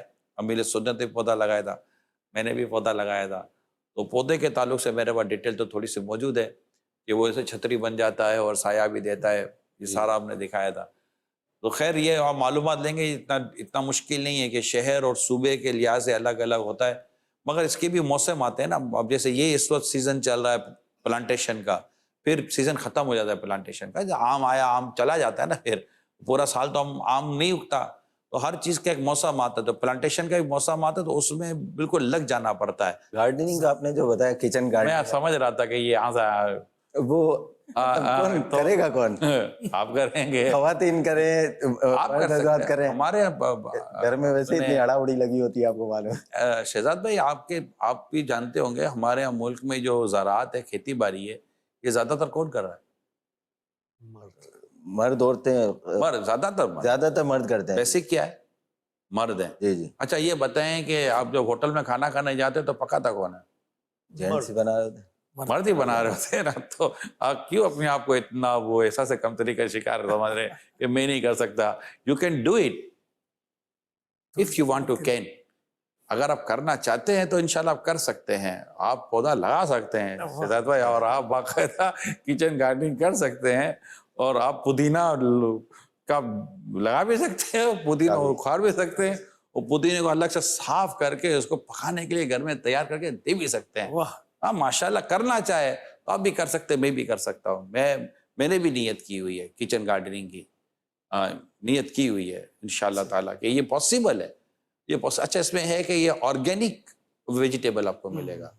کتنا ہیلدی کتنا ہو. یہ آرگینک ویجیٹیبل ملے گا، لیکن ڈیفینیٹلی ہر ایک کا پروفیشن ہے. وہ اپنے اگائیں گے تو ڈالیں گے کچھ اور نکلے گا کچھ اور، تو گڑبڑ ہو جائے گی. ہوتا یہ کہ اس کے ماہر کو بلا لیا جاتا ہے. یہ ڈیفینیٹلی ہر ایک فرنیچر بھی گھر میں آپ کے ہوگا، خود تو نہیں بنایا ہوگا. صحیح. ٹھیک ہے. اب صاف صفائی دن رات ہم کر سکتے ہیں، لیکن بنائے گا تو کوئی اور ہی. تو اس طرح یہ اس کے لیے بھی ایک ماہر ہوتے ہیں جو اس کام کو جانتے ہیں، وہ سب بنا دیتے ہیں. پھر اس کی پاکی ناپاکی کا جو خیال رکھنا ہوتا ہے وہ سب سمجھ، ہر چیز سیکھنی پڑتی ہے. ہم چند ایک دفعہ کریں گے تو سیکھ جائیں گے. اور کئیوں کو کچن گارڈننگ کی اگر سمجھ آ جائے تو میں سمجھتا ہوں کہ شاید کتنوں کا بجٹ بچ جائے گا. یعنی آپ کے گھر میں جو ویجیٹیبل باہر سے آتی ہے، سبزیاں باہر سے آتی ہیں، یا آپ گھر کے اندر اچھا ہے، if I am not wrong, اگر میں غلطی پر نہیں ہوں تو شاید ہزاروں فیملیز ہیں پاکستان کے اندر جو کچن گارڈننگ کر رہی ہیں. کئیوں نے تو اس کا بزنس بنایا ہوا ہے، کئیوں نے تو یہ بھی بنایا ہوا ہے. یعنی کہ ایک گھریلو کسب کہتے ہیں نا، یہ گھریلو کسب کے طور پر بھی اگر کوئی یوز کرنا چاہے تو کر سکتا ہے. یعنی عورتوں کے لیے پریفر تو یہی ہے نا کہ وہ اگر ان کو روزگار کا ایشو ہے تو وہ گھریلو کسب استعمال کیا، یعنی گھر میں رہ کر کمانے کی، روزگار کی صورت پیدا کرنا. میرے سنت نے بھی اسی طرح مشورہ دیا ہے کہ وہ گھر سے نکل کر نوکری یا کاروبار یا کام کاج کرنے کی جو 5 شرائط ہیں عورت کے گھر سے نکلنے کی، تو اعلیٰ حضرت نے لکھ کر دی ہیں. تو ان 5 شرطوں پر پورا اترے گا کون؟ بلکہ میری مفتی قاسم صاحب سے بات ہو رہی تھی کہ اب تو یہ شرطیں بھرنی چاہیے. انہوں نے تو یہ فرمایا تھا 5 کے علاوہ اب تو بھرنی چاہیے، حالات ایسے ہیں. تو ان پر عمل کرنے والی کتنی، اور اگر عمل نہیں کرتی تو ان کے گھر سے نکلنے کے لیے بھی شرعی حکم آئے گا ناجائز و حرام ہونے کا. جو صورتیں ہیں پردے کے بارے میں سوال جواب میں لکھا ہے. تو گھریلو کسب کی طرف عورت کو آنا چاہیے اگر ایسے حالات ہیں تو یہ ایک طریقہ کار بھی میں باقاعدہ اس پہ اسٹڈی کر رہا ہوں اس وقت. جیسے آپ نے بھی کہا، مجھے تو نہیں پتا تھا یہ سوال اس طرح کا آئے گا، تو میرے پاس چونکہ میں اس پر تھوڑا سا کام کر رہا تھا، پڑھ رہا تھا، سمجھ رہا تھا کچن گارڈننگ کو، تو موقع ملتا ہے کبھی کبھی تو، کیونکہ یہ بھی کام ہے، زندگی کا ایک حصہ ہے، پارٹ آف لائف ہے. آپ کی فیملی، آپ کی ساری چیزیں پارٹ آف لائف ہے. آپ جو سوچ رہے ہیں کہ میں اس پر بھی سوچ رہا ہوں کہ سوچنا چاہیے. ہاں، تو کیا مطلب آپ دعوت اسلامی کا اتنا بڑا کام لے کر بھی چل رہے ہیں؟ اب پودینے کے پودے لگائیں گے آپ؟ نہیں، میں لگاؤں گا یا لگیں گے یا کیا ہوگا کیا نہیں ہوں گے وہ تو ایک بات کی بات ہے. میں آپ کو ذمہ دے دوں گا. صحیح. اب بھی انشاءاللہ تعالیٰ کچھ تو ساتھ تو دیں گے نا آپ. انشاءاللہ. ٹھیک ہے. تو میں تو آپ کے گھر بھی آیا ہوں، آپ بھی کر سکتے ہیں یہ. جی آپ اگر آپ کے پاس اتنا بڑا کام نہیں ہے تو آپ کے یہاں سے منگوا لوں گا، یہ کر لوں گا میں. تو ہر کام میں اپنے ہاتھ سے کروں گا یہ ضروری تو نہیں ہے. یہ ضروری نہیں. اور ویسے بھی ہر کام آپ ہاتھ سے کریں گے تو پھر آپ سارے کام آپ کام کر بھی نہیں سکیں گے. کام ہمیشہ تقسیم کیے جاتے ہیں، لیکن سوچیں گے تو صحیح نا. میں سوچوں گا تو کسی کو کہوں گا نا کہ یہ کام کرو، سوچوں گا ہی نہیں تو کیسے کہوں گا یہ کام کرو کہ نہیں کرو. صلو علی الحبیب صلی اللہ علیہ وسلم. صلی اللہ علیہ وسلم. پانی کے بعد آئیے بجلی، الیکٹریسٹی. پاکستان میں بجلی کی ضرورت تقریباً 40,000 میگا واٹ ہے. پاکستان میں بجلی کی لائن لاسز یہ قریب 30% ہیں، جن کی سب سے بڑی وجہ یہ بجلی کی چوری ہے. پاکستان کو اب روایتی طریقوں سے ہٹ کر نئے طریقوں سے بجلی بنانی پڑے گی، جو سستی بھی ہوگی اور جس کے قدرتی وسائل بھی پاکستان میں موجود ہیں، جیسے سولر ہے، ونڈ انرجی وغیرہ، یہ ساری چیزیں. تو حضرت کیا فرمائیں گے؟ 40,000 میگا واٹ بجلی کی ضرورت ہے قریب ہے ہمارے، اور بہت بڑا مطلب کہ ہمارے یہاں ہے، پرابلم ہے، بجلی کا پرابلم ہے. اور واقعی ایک جو پرپز ہے جی وہ بجلی کی چوری ہے. یقین یہ کنڈا وغیرہ جو لگاتے ہیں تو ظاہر ہے کہ اس میں بچنا چاہیے. چوری ویسے ناجائز ہے, چاہے اگر آپ کنڈا لگا کر 12ویں کا چراغا بھی کرتے تو ہم نے منع کیا ہے کہ ایسے اگر ہی. آپ 12ویں شریف میلاد مبارک منانے کے لیے بھی اگر آپ کنڈا لگاتے ہیں چراغا کے لیے, لائٹیں لگانے کے لیے, تو یہ بھی ناجائز ہے, اس کی بھی اجازت صحیح فہم, صحیح فہم. نہیں دی گئی ہے. تو جب الحمدللہ لاکھوں روپے بل بھرا جاتا ہے, ہم لاکھوں روپے بل بھرتا ہے. ایک ہم نے مومنٹ وہ تحریک دی ہے چلائیے. کہ اس طرح کریں. سرکار صلی اللہ علیہ وسلم کا میلاد منانا تو پھر میلاد, اب اس طرح اگر کسی نے, ہو سکتا ہے کہ آج جشن آزادی کے لیے کسی نے چراغا کیا وہ بھی چوری کی بجلی سے, اللہ یعنی کہ آزادی کی خوشی بھی منانی ہے اور ملک کے لیے مسائل پیدا کرنے ہیں صحیح صحیح. کہ بجلی چوری کر لو. میں اس میں ایک بات شیئر کرنا چاہتا ہوں جو 3 سال, یہ غالباً 4 سال پہلے ہوئی تھی. آپ کو یاد ہوگا کہ 13 ربیع الاول کو وہ کہیں نکلے تھے, تو ہمارے کچھ اسلامی بھائیوں نے چراغا کچھ بڑھ کر کیا. تو آپ ڈرائیونگ سیٹ پہ تھے اور امیر سنت برابر میں تھے, تو میں نے ان 2 کا کے لیے حوصلہ افزائی کی بات کہی. تو امیر سنت نے فرمایا ماشاء اللہ مگر ایک بات ہے. تو میں نے عرض کی کیا وہ ہے؟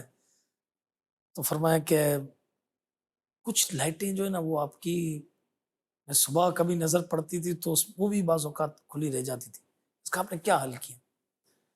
تو میں فرمایا اب آپ ہی بتائیے کہ کیا ہو سکتا ہے اس کا. تو کہا کہ اب یہ بات چیت وہاں چل رہی تھی ساری. کہا کہ بتائیے اس کا کیا ہو سکتا ہے. میں نے پوچھا تو کہا کہ آپ اس ادارے کے پاس جائیں. امیر السنت تو امیر السنت نے فرمایا کہ وہ ادارے والے کے پاس جائیں گے. اب غالباً انہوں نے کہا یا آپ نے وہ کہا کہ وہ اگر کہہ دے کہ بھائی ٹھیک ہے جتنا بھرا ہے وہ بہت ہے, تو امیر السنت نے فرمایا کہ وہ اس کا مطلب مجاز تو نہیں کہ وہ کر سکے. اس کو کہیں کہ بھائی کچھ یہ جو رہ گیا ہے اس کو آپ کیلکولیٹ کریں اور بتائیں. تو آپ یقین مانیں یہ ساری چیزیں کرنے کے بعد ہم 3-4 اسلامی بھائی بیٹھے اور ہم نے باقاعدہ اس کی تیاری کی, اور ہم جب وہاں پر گئے تو جس کو کہتے ہیں نا کہ شوق میں آ جانا, وہی کہ نہیں آپ نے ویسے پہلے بہت بل بھر دیا ہے, ٹھیک ہے. ہم نے کہا نہیں, ہمارا امیر سنت نے کہا تھا کہ آپ کو کہیں گے تو آپ نے کہا کہ آپ تو یہ نہیں کر سکتے, آپ کی ڈیوٹی ہے کہ آپ بنا کر دیں گے. آپ یقین مانیں کہ وہ شوق ہو گیا بالکل, اور کہا کہ لگتا یہ کہ ایسے ہی حضرات کی وجہ سے دنیا کا نظام چل رہا ہے. اور پھر انہوں نے کچھ مشورہ کیا آپس میں اور کہا کہ اگر یہ رہ گئے اتنے کم از کم آپ اور پے کر دیں. وہ 3 اسلامی میں ہم نے مل کر اچھا, پھر اس کو پے کر دیا. اس پر بھی امیر اہل سنت نے یہ فرمایا کہ یہ جو ایکسیس چارجز دیں گے نا ہاں وہ بھی آپ چندے میں سے نہیں دیں گے, یہ اپنی جیب سے الگ دیں گے, ہاں, کیونکہ یہ جو غلطی تھی یہ آپ کی اپنی غلطی تھی. بہت اچھا, یہ بالکل ایکسٹرا کیوں جلی اللہ ٹائم کے بغیر, تو وہ اپنے جیب سے پلے سے دینی پڑے گی. یہ جو ہے نا ایک اچھا کامل مسلمان اپنے وطن عزیز کی تعمیر و ترقی میں اتنا حصہ ملائے گا. سبحان اللہ. بھئی یہ یاد رکھ لیں کہ اپنے ملک کی تعمیر و ترقی کے لیے اگر کوئی شخص حصہ ملائے گا تو وہ اگر نیک متقی پرہیزگار ہے تو اس کا اتنا ہی حصہ اپنے ملک کی تعمیر و ترقی میں بھی ہوگا, کیونکہ وہ حقوق کی ادائیگی میں بڑا محتاط ہوں گے نا کہ کسی کا حق تلف نہ ہو جائے. تو اللہ کرے کہ ہمارے یہاں جو بجلی کا جو بیجا استعمال ہے, یہ بجلی کے بیجا استعمال پر بات ہوئی, اور ایک مثال بھی آپ کو ایک 12ویں شریف کی چراغاں کے طور پر دی گئی جس میں مختلف سوچیں بن جاتی ہیں. تو ہمارے گھر میں اگر بجلی ہم بچائیں, کیونکہ یہ بجلی کا جو بھی لاس ہے یا بجلی کا جو ضیاع ہے اس میں ہم بھی انوالو ہیں. ہمارے گھروں میں بھی جو پنکھے چل رہے ہوتے ہیں بیجا, ہمارے گھروں میں جو بتی جل رہی ہوتی ہے فضول قسم کی میں بات کر رہا ہوں, یہ چل رہی ہوتی ہے, جہاں چل رہی ہوتی ہے, جہاں نہیں ہے تو وہاں تو ایک بلب بھی نہیں جل پا رہا ہوتا, بجلی نہیں ہے, اور جہاں ہو رہی ہوتی ہے وہاں ہو رہا. اب جنریٹر سے چل رہا ہے تو یہ نیچر ہمارے سامنے آ جاتا ہے نا کہ پانی کا جس طرح ضائع کرنا, بجلی کو جیسے ضائع کرنا.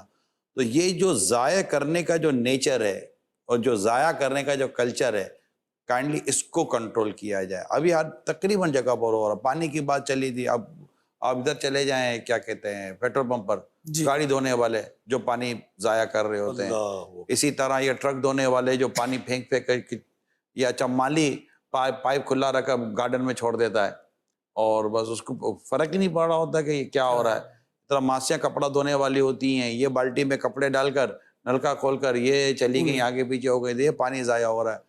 یعنی ہزاروں لاکھوں گیلن پانی یہ ہم ضائع کر رہے ہوتے ہیں, نالیوں میں بہا رہے ہوتے ہیں, جو بازار کوئی کسی کام. وضو پر بیٹھے آدمی وضو کرتے ہوئے پانی ضائع کر رہا ہوتا ہے, حالانکہ نہر پر بھی پانی ضائع نہیں کیا جائے. اگر تم نہر پہ وضو کر رہے ہو تو وہاں بھی پانی کو ضائع کرنے کی اجازت نہیں ہے. تو یہ جائے گا کہ ہم دیگر چیزوں میں تو کیا نہانے میں، وضو کرنے میں، کپڑے دھونے میں، ہاتھ منہ دھونے میں، برتن دھونے میں، سامان دھونے میں، کسی بھی چیز کو دھونے کرنے میں آدمی پانی کی قدر تو کرے نا. اسی طرح بجلی کی بھی ہم قدر کریں. ہمارے ملک کا یہ سرمایہ ہے نا، ہمارے ملک کا سیٹس ہے. ہم مطلب کہ یہ ٹھا کر کے لے لو، یہ ٹھا کر کے لے لو، یہ کنڈا لگا کے لے لو، یہ سے لے لو، اس کی یہ درست تو نہیں ہے. اللہ توفیق دے آمین. یہ اور ہم نیک بن جائیں. ایسا اے سی بھی چلاتے ہیں تو ایک ایسے اس پر چلایا جائے موڈ پہ، بجلی بھی بچے گی، خرچہ بھی بچے گا. 26 پر وہ چلا لیں، کچھ ٹھنڈا ہو جائے تو بند کر میں نے دیں. باقاعدہ ایک میری پوری ویڈیو ریلیز ہوئی ہے، آئی تھنک شاید آپ نے دیکھی ہو، 5 سے 6 منٹ کی وہ ویڈیو ہے. اچھا. اور پوری اس میں بجلی کے تعلق سے میں نے پورا ایک دیا ہے اور ٹائمنگ بھی دی ہے، جیسے 6 سے 10 یا اس طرح جی کی بالکل ٹائمنگ دی ہے. بالکل. اور ٹائمنگ بھی دی ہے کہ ہمارے یہاں یہ ایک ایسا ٹائم ہے کہ جس میں یونٹ پر زیادہ چارجز لگتے پیک ہیں. آورز ہوتے ہیں. ایک تو اس دوران آپ مطلب کہ اے سی کا استعمال نہ کریں، ہر کمرے میں نہ بیٹھیں، اور ایک پنکھے میں گزارا اگر ہو سکتا ہے تو کریں، ایک بتی میں گزارا ہو سکتا ہے تو کریں. ابھی اسی طرح آپ اپنے بجٹ کو بچا سکتے ہیں. پھر یہ کہ اگر کچھ خرچہ کر کے سولر لگا لیں. اگر سولر سے ہوگا کہ ایک نارمل سولر آپ کے ایک وداؤٹ اے سی جو گھر ہوگا اس کو کیسے چلا سکتا ہے، وہ ساری باتیں میں نے دی ہیں. سولر کتنے کا آتا ہے اور کم و بیش قیمت کیا بن سکتی ہے، اور یہ سولر کی قیمت کتنے عرصے میں آپ کی وصول ہو جائے گی، یہ ساری کیلکولیشن کر کے میں نے آپ کو دی ہے. تو ظاہر ہے کہ اگر اس کو آپ لیں گے اور غور کریں گے تو انشاءاللہ امید ہے کہ آپ کو فائدہ ہوگا. انشاءاللہ 2 کالز بھی ہیں. جی کالز دیجیے. محمد ارسلان اتاری مدینہ الاولیاء ملتان شریف سے بات کر رہا ہوں. ماشاءاللہ سے مدنی چینل بہت ہی پیاری ٹرانسمیشن لے کر آیا ہے. نگران شراف سے میرا یہ سوال ہے کہ بعد یہ بھی دیکھا جاتا ہے کہ انہیں پاکستان کا مطلب ہی نہیں پتا، وہ تو پاکستان ہونے کی فخر محسوس کرتے ہیں. جو بڑوں نے قربانیاں دی ہیں ان کی جذبات کو کی قدر نہیں کرتے. اس پاکستان کے جذبات کی قدر، یعنی پاکستانی ہونے کے حوالے سے جو جذبات ہوتے ہیں اس کی قدر نہیں کرتے. جی دوسری کال. فاطمہ نگران شورا، الحمدللہ ہم نے 20 پودے لگائے ہیں. پودا لگانا ہے، درخت بنانا ہے. ایک پودا کا چنار کا لگایا ہے، 4 زیتون کے، 2 لیمو کے، 1 جاپانی پھل کا اپنے صحن میں. اللہ تعالیٰ دعوت اسلامی کو دن دگنی رات چگنی ترقی عطا فرمائے. ماشاءاللہ یہ کافی اپریشیٹ ہو رہا ہے پودا لگانا کافی، اور لوگ اس کو ایسا کیونکہ یہ کمپیننگ جیسے بڑھتی جائے گی نا، اویئرنیس بڑھتی جائے گی، معلومات میں اضافہ ہوگا اور لوگوں کو جو سمجھ میں آنا شروع ہو جائے گا، اور پھر سینہ بہ سینہ، یار میں نے لگایا تم بھی لگا سکتے ہو، میں نے لگایا تم بھی لگا سکتے ہو. تو شاید اس سے فائدہ ہوگا. آپ کے یہاں بھی یہ تحریکیں گھر گھر چل سکتی ہیں. بہت اچھی چل سکتی ہے الحمدللہ. اچھا. کئی لوگوں نے کیا ہے اور بہت اچھا کیا ہے. آپ کے علاقے میں نیچے کے مکان بہت ہیں. بہت ہاں بہت اچھا کیا لوگوں نے. ایک تو وہ کر لیا جائے.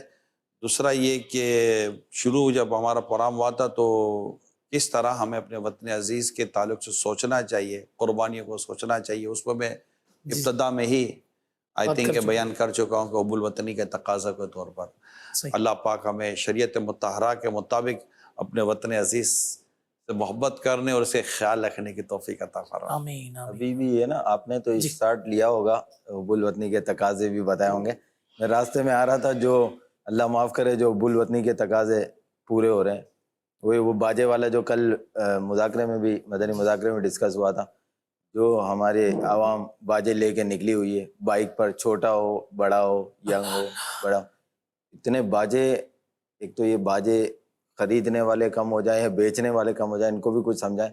ہر موٹر سائیکل پہ نا ایک باجا تو لازمی ہے، یعنی 14 اگست میں لازمی ہو گیا. بہت معاملہ خراب. ہاں، اور وہ سائلنسر والا جو ہے وہ سین بھی ہے. میں راستے میں مشاہدے میں نے کہا کچھ ایسی چیز ملے تو یہاں ڈسکس کریں گے.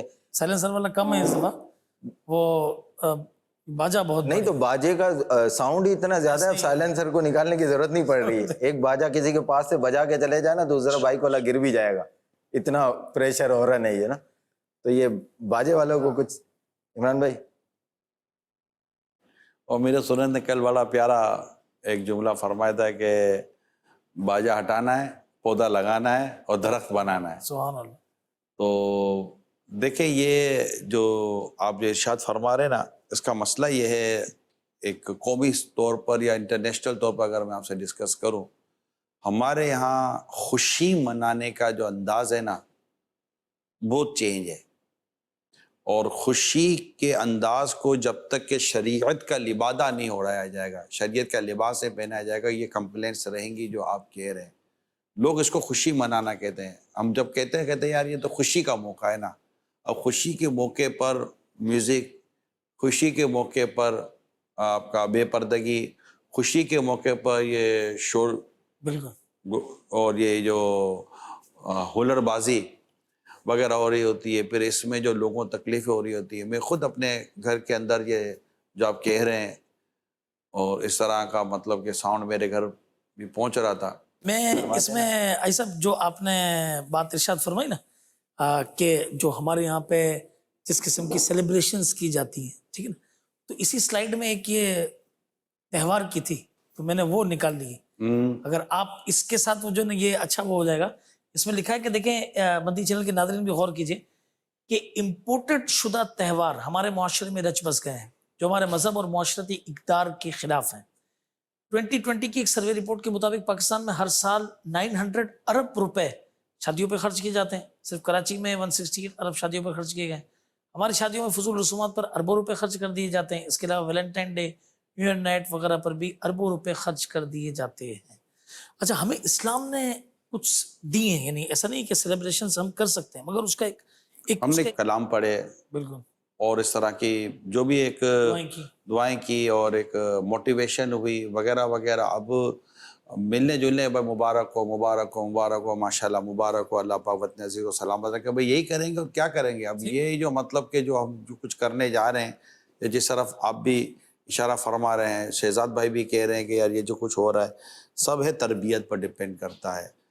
اور جیسے اب امپورٹ شدہ تہوار وغیرہ جو معاشرے میں رچ بس گئے جو آپ کہہ رہے ہیں، یا شادیوں میں جو اس طرح کی فضول رسومات ہیں، اسی طرح یہ آتش بازی ہے، یہ فائر ورک کہلاتا ہے، تو یہ سب چیزوں کی شریعت نے اجازت نہیں دی کہ پیسوں کا ضائع ہے، اسراف ہے، بلکہ گناہ کے کام ہے۔ یہ کرنا بھی گناہ، اس کا دیکھنا بھی گناہ ہے۔ اسی طرح موسیقی، میوزک، ڈھول ڈھباکے، گانے باجے، اللہ اور اس کے رسول نے اس کی اجازت نہیں دی ہے، دین میں منع ہے، اور یہ نہیں کرنا چاہیے۔ کوئی بھی کرتا ہو یہ غلط کرتا ہے، ناجائز کرتا ہے۔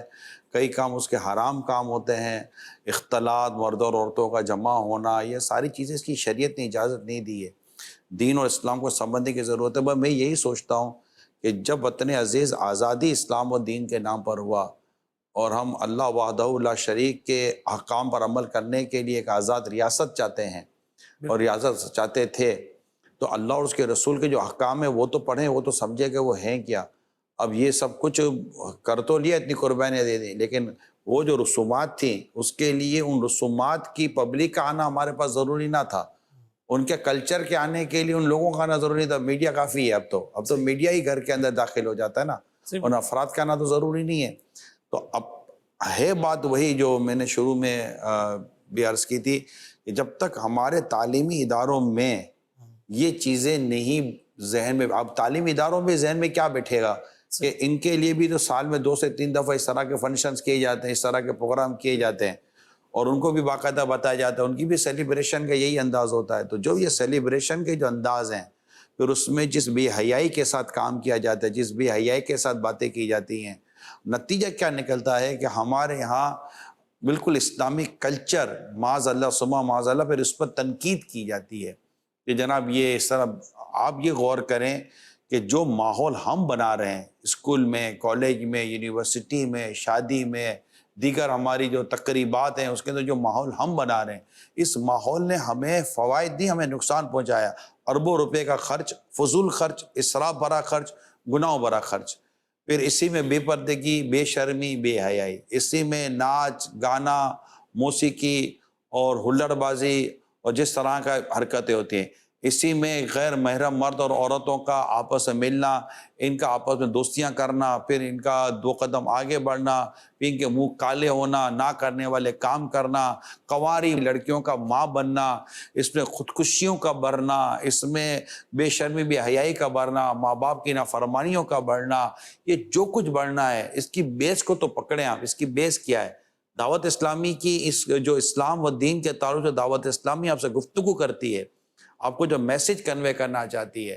تو ہم اپنے وطن عزیز، کیونکہ آج ہم 14 اگست منا رہے ہیں نا، آزادی کا مطلب جشن منا رہے ہیں، تو مقصد آزادی کو تو سمجھیں کہ مقصد آزادی کیا تھا. مقصد آزادی یہ تھا کہ ہم گانے گائیں، مقصد آزادی یہ تھا کہ ہم مطلب کہ ناجائز قسم کا یہ مطلب کیا وہ ہلر بازی اور ناجائز قسم کی یہ وہ آتش بازی اور یہ ساری چیزیں کریں اور فائرنگیں کریں، الٹی سیدھی حرکتیں کریں اور ناچے گائیں کودیں، یہ کیا یہ مقصد آزادی تھا؟ بتائیں کون کہے گا کہ یہ مقصد آزادی ہے؟ ایک مسلمان کس طرح، مسلمان کو نہیں پتہ کہ اللہ اور اس کے رسول کے فرمان کیا ہیں، قرآن و حدیث میں کیا ہے، موسیقی کے تعلق سے کیا ہے، بے پردگی کے تعلق سے کیا ہے، یعنی کہ ایسے کئی کام ہم ہو رہے ہیں جو حرام اور حرام ہے. سوال ہی پیدا نہیں ہوتا کہ اسلام و دین اس قسم کی بے حیا بے شرمی کے کاموں کو روا رکھے، ہو ہی نہیں سکتا. اعلیٰ حضرت نے اس طرح کے ایسے فتاوی عطا کیے ہیں، فتاوی رضویہ میں آدمی پڑھے اس کے رونگٹے کھڑے ہو جائیں کہ یہ اس کی تباہی کتنی ہے. ویلنٹائن ڈے جیسے انہوں نے لکھا، ویلنٹائن ڈے میں کیا ہوتا ہے؟ جس سے محبت کرتے اس کو پھول دینا. کبھی ماں کو پھول دیا ہے؟ نہیں. یہ مطلب الٹی سیدھی حرکتیں ہیں. یہ مطلب کہ آپس میں وہ عشق مجازی اور یہ لڑکا لڑکی کی فرینڈشپ کے تعلق سے یہ سب چل رہا ہے. آپ بتائیں کیا اسلام و دین ہمیں اس کی اجازت دے گا؟ ہم نے بی بی فاطمہ رضی اللہ تعالی عنہا کا اتنا ذکر کیا ہے، کربلا میں موجود پردہ نشین خواتین کا اتنا زیادہ ذکر کیا ہے، تو امام حسین رضی اللہ تعالیٰ عنہ کی شہادت کا اتنا ہم نے ذکر کیا ہے. یہ جو کچھ تھا یہ سب کیا تھا پھر؟ اور یہ جو کچھ ہو رہا ہے یہ سب کیا ہے؟ ایک مسلمان چاہے وہ وطن آزادی کا جشن منائے یا کچھ اور کرے. بیت المقدس فتح ہوا، آزاد ہوا فاروق اعظم رضی اللہ تعالیٰ عنہ کے دور میں. حضرت ابو عبیدہ بن جراح رضی اللہ تعالیٰ عنہ امین الامت ہیں، یہ اس لشکر کے سپہ سالار یہ تھے حضرت ابو عبیدہ بن جراح رضی اللہ تعالیٰ عنہ. اور طے یہ ہوا تھا کہ بیت المقدس کی چابیاں امیر المومنین کے ہاتھوں میں دی جائیں گی. تو جب آپ امیر المومنین کو لے کر چلے تو امیر المومنین اپنے ایک سادہ سے لباس میں اور سادہ سے سواری میں جب چلے تو آپ نے کہا کہ حضور کچھ، تو آپ نے فرمایا کہ ابو عبیدہ کا تمہارے سوا کوئی اور یہ بات کرتا تو میں اسے نشان عبرت بنا دیتا. ہمیں عزت اسلام و دین سے ملی ہے، اور آپ اسی طرح مطلب کہ چلے اور آپ اپنے غلام کو لے کر چلے. اور سواری میں بھی یہ تب باری باری تھی کہ اتنا ٹائم آپ سوار ہوں گے، اتنا ٹائم غلام سوار ہوگا. اور ایک کتاب میں یہاں تک لکھا ہے کہ جب آپ بیت المقدس میں داخل ہوئے تو یوں داخل ہوئے کہ غلام سوار تھا اور آپ اونٹ کی وہ کھینچ کے چلا رہے تھے، اور لوگوں کی چیخیں نکل گئی کیونکہ انہوں نے اپنی کتاب میں پڑھا تھا کہ جو مسلمان کا امیر المومنین آئے گا وہ اس کیفیت میں آئے گا. اور چابیاں سیدنا عمر فاروق رضی اللہ تعالیٰ عنہ کے سپرد کی گئی. بیت المقدس فتح ہوا، ٹھیک ہے، یہ سنی آزادی کے طور پر. میں نے خود کتاب میں پڑھا ہے کہ اس موقع پر سیدنا عمر فاروق اعظم رضی اللہ تعالیٰ عنہ امیر المومنین ہیں، اسلام کے دوسرے خلیفہ ہیں، عشرہ مبشرہ میں ہے. اور آپ ایک طرف گئے، حضرت ابو عبیدہ بن جراح رضی اللہ تعالیٰ عنہ ایک کونے میں گئے. دونوں حضرات دونوں عشرہ مبشرہ میں دونوں قطعی جنتی ہیں، اور سائیڈ میں کھڑے ہو کر رو رہے ہیں، اللہ کے حضور آنسو بہا رہے ہیں اور کہہ رہے فاروق اعظم رضی اللہ تعالیٰ عنہ کے اے ابو عبیدہ، کل رب کائنات نے ہم سے پوچھا کہ آقا صلی اللہ علیہ وسلم کے دنیا سے جانے کے بعد تم نے کیا کام کیا، تم کیا جواب دیں گے؟ یعنی کیفیت دیکھیں آپ ان کی. یہ بیت المقدس فتح ہوا تھا، جی ہاں، اور یہ فاتحیت ہے. ہم اس سے پہلے چلے ہیں، میرے آقا صلی اللہ علیہ وسلم نے مکہ فتح فرمایا، تو فتح مکہ باقاعدہ پورا ایک باب ہے جو ہماری اسکول کالج اور یونیورسٹیز میں پڑھایا جاتا ہے. اور اس میں بتایا گیا کہ نبی پاک صلی اللہ علیہ وسلم فاتح مکہ بن کر جب مکہ مکرمہ میں تشریف لائے تو آپ کی کیفیت کیا تھی؟ آپ سر مبارک کو جھکا کر کہ آپ کی مبارک داڑھی یہ اونٹ کے پالان سے لگ رہی تھی، اور آپ اپنے رب کی شکر گزاری کے ساتھ فاتح مکہ بن کر مکہ مکرمہ میں داخل ہو رہے ہیں. اس مطلب اس کیفیت کا آپ نے مظاہرہ فرمایا. اگر آپ تاریخ پڑھتے ہیں، ہم لوگ تاریخ پڑھتے ہیں، تو اسلام کی جتنی فتوحات تھیں، تو کیا فتح کے بعد کہیں آپ نے پڑھا ہے کہ مسلمانوں کے مطلب کہ حالات ایسے ہوا کرتے تھے؟ تاریخ تو پڑھے نا. یہ جو امپورٹنٹ تہوار جو ہیں جو باہر سے آئیں گے، جناب انہوں نے اپنے ملک کا یوم آزادی یوں بنایا، انہوں نے اپنے ملک کا یوم آزادی یوں بنایا. ایک مسلمان اپنے ملک کا یوم آزادی کیسے مناتا ہے، یہ ماڈل ہمیں دینا چاہیے.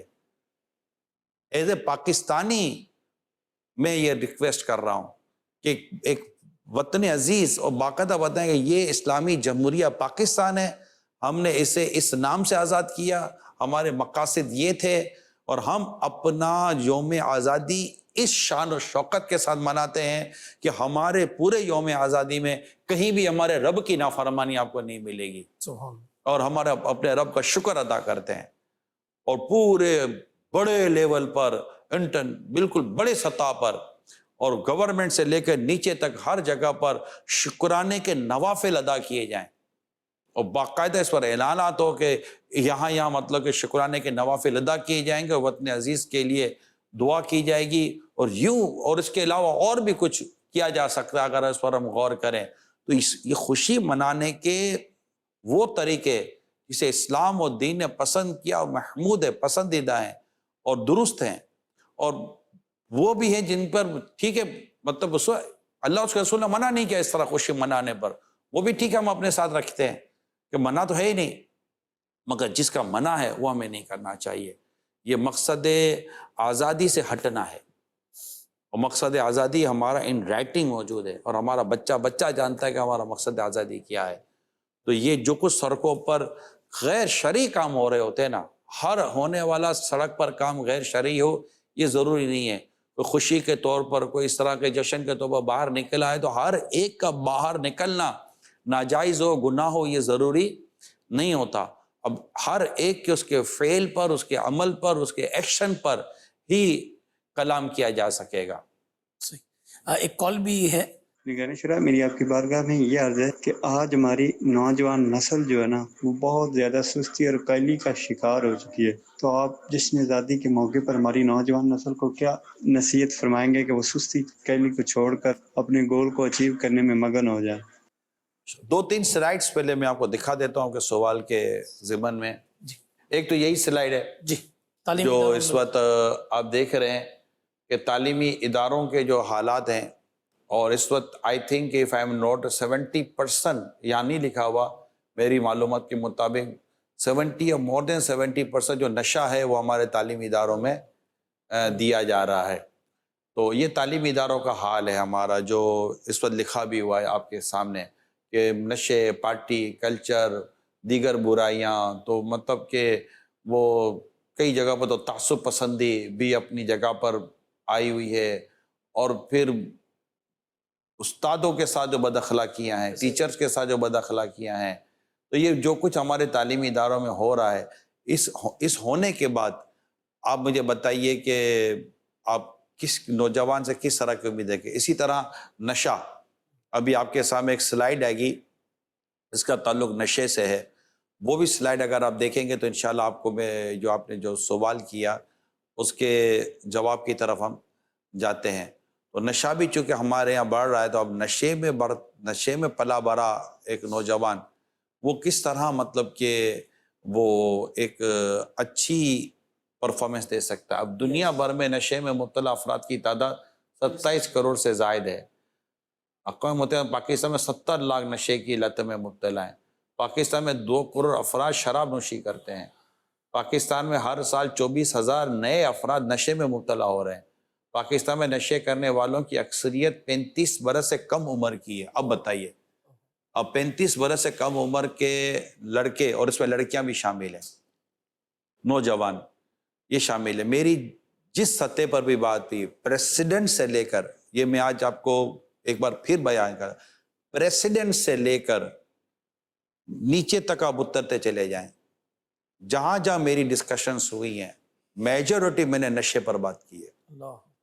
میں باقاعدہ پنجاب کی بعض یونیورسٹیز میں گیا ہوں جہاں میرے بیانات تھے، جہاں میری میٹنگز تھیں، میری ملاقاتیں تھیں اور آفیشلس لوگوں سے ملاقاتیں تھیں، وہاں بھی میں نے نشے پر بات کی. اچھا یہ نہیں کہ صرف بات کی ہے، انہوں نے باقاعدہ ویریفائی کیا کہ ہاں ایسا ہے. اچھا بعض جگہ پر یہ تھا کہ ہم نہیں اندر آنے دیتے، تو ایسا بھی میں نے وہاں بیٹھ کر میٹنگز ہوئی تو پتہ چلا کہ بعض ایسے ہیں ڈین یا اس طرح کے ایڈمنسٹریٹو قسم کے لوگ ہیں جنہوں نے یہ چیزیں اپنی اداروں میں نہیں آنے دیں، باہر روک کر رکھتے ہیں. اب یہ تو ایک مطلب کہ بدبخت لوگوں کا بزنس ہے جو انہوں نے نشہ دینا ہے. نشے کو روکا جا سکتا، نشے کو روکا جا سکتا ہے، اس کی سپلائی کو روکا جا سکتا ہے، شراب کی دکانیں بند کی جا سکتی ہیں، کوئی مشکل کام نہیں ہے.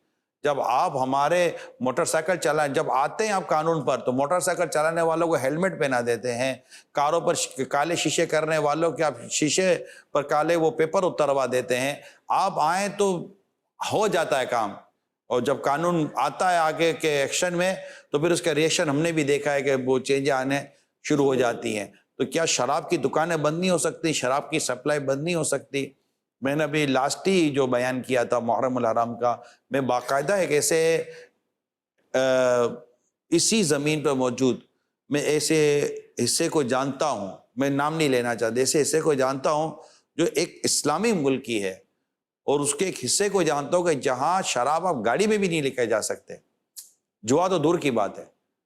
وہاں ایک رولنگ ایسی ہے کہ وہ ایک اسٹیٹ ہے جہاں پر آپ شراب الاؤ نہیں ہے. ایک اسٹیٹ اس کے دائیں بائیں شراب الاؤ ہے، مگر اس اسٹیٹ کے اندر شراب الاؤ نہیں ہے، اور انہوں نے قانونی طور پر باقاعدہ زبردست گرفت ہے وہاں پر.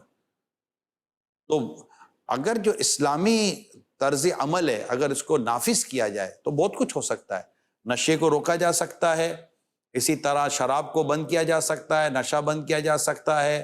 اسکول کالج یونیورسٹیز کے اندر جو بد اخلاقی برائیاں اور ایک مقصد زندگی سے ہٹ کر کام ہے، ویژنری چیزیں ہی نہیں ہے. اب آپ کے پاس ویژنری لوگ ہی کم ہیں، کیونکہ جب اسکول کالج یونیورسٹیز کے اندر ہی اس نے گانے باجے، موسیقی، کنسرٹ، ناچنا گانا، ڈانسنگ، سنگنگ، سانگ وغیرہ وغیرہ، اور پھر عشق مجازی، تو لڑکی تو لڑکا بولے یہ میرا یہ بوائے فرینڈ اور میری گرل فرینڈ، اس طرح کا جب کلچر اسٹیبلش کر رہے ہیں تو پھر آپ کے پاس کہاں سے اس طرح کے لوگ آئیں گے؟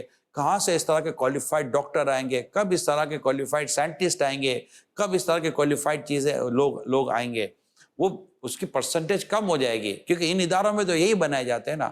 الحمدللہ آج دینی اداروں، جامعۃ المدینہ کی اگر میں بات کروں دعوت اسلامی سے، ایک سے ایک عالم بنائے جاتے ہیں، تفسیر قرآن پر کام ہو رہا ہے، حدیث پر کام ہو رہا ہے، فقہ پر کام ہو رہا ہے. باقاعدہ ہم بتا سکتے ہیں، کوئی آ کر بیٹھے تو ہم بتائیں گے یہ جامعۃ المدینہ ہے، یہ ہماری پروڈکٹ ہے اور یہ ہماری اچیومنٹ ہے، ہم بتا سکتے ہیں. الحمدللہ ایسا نہیں ہے کہ نہیں بتا سکتے، باقاعدہ ایک کام ہے اور ایک سسٹم ہے جس پر ہو رہا ہے.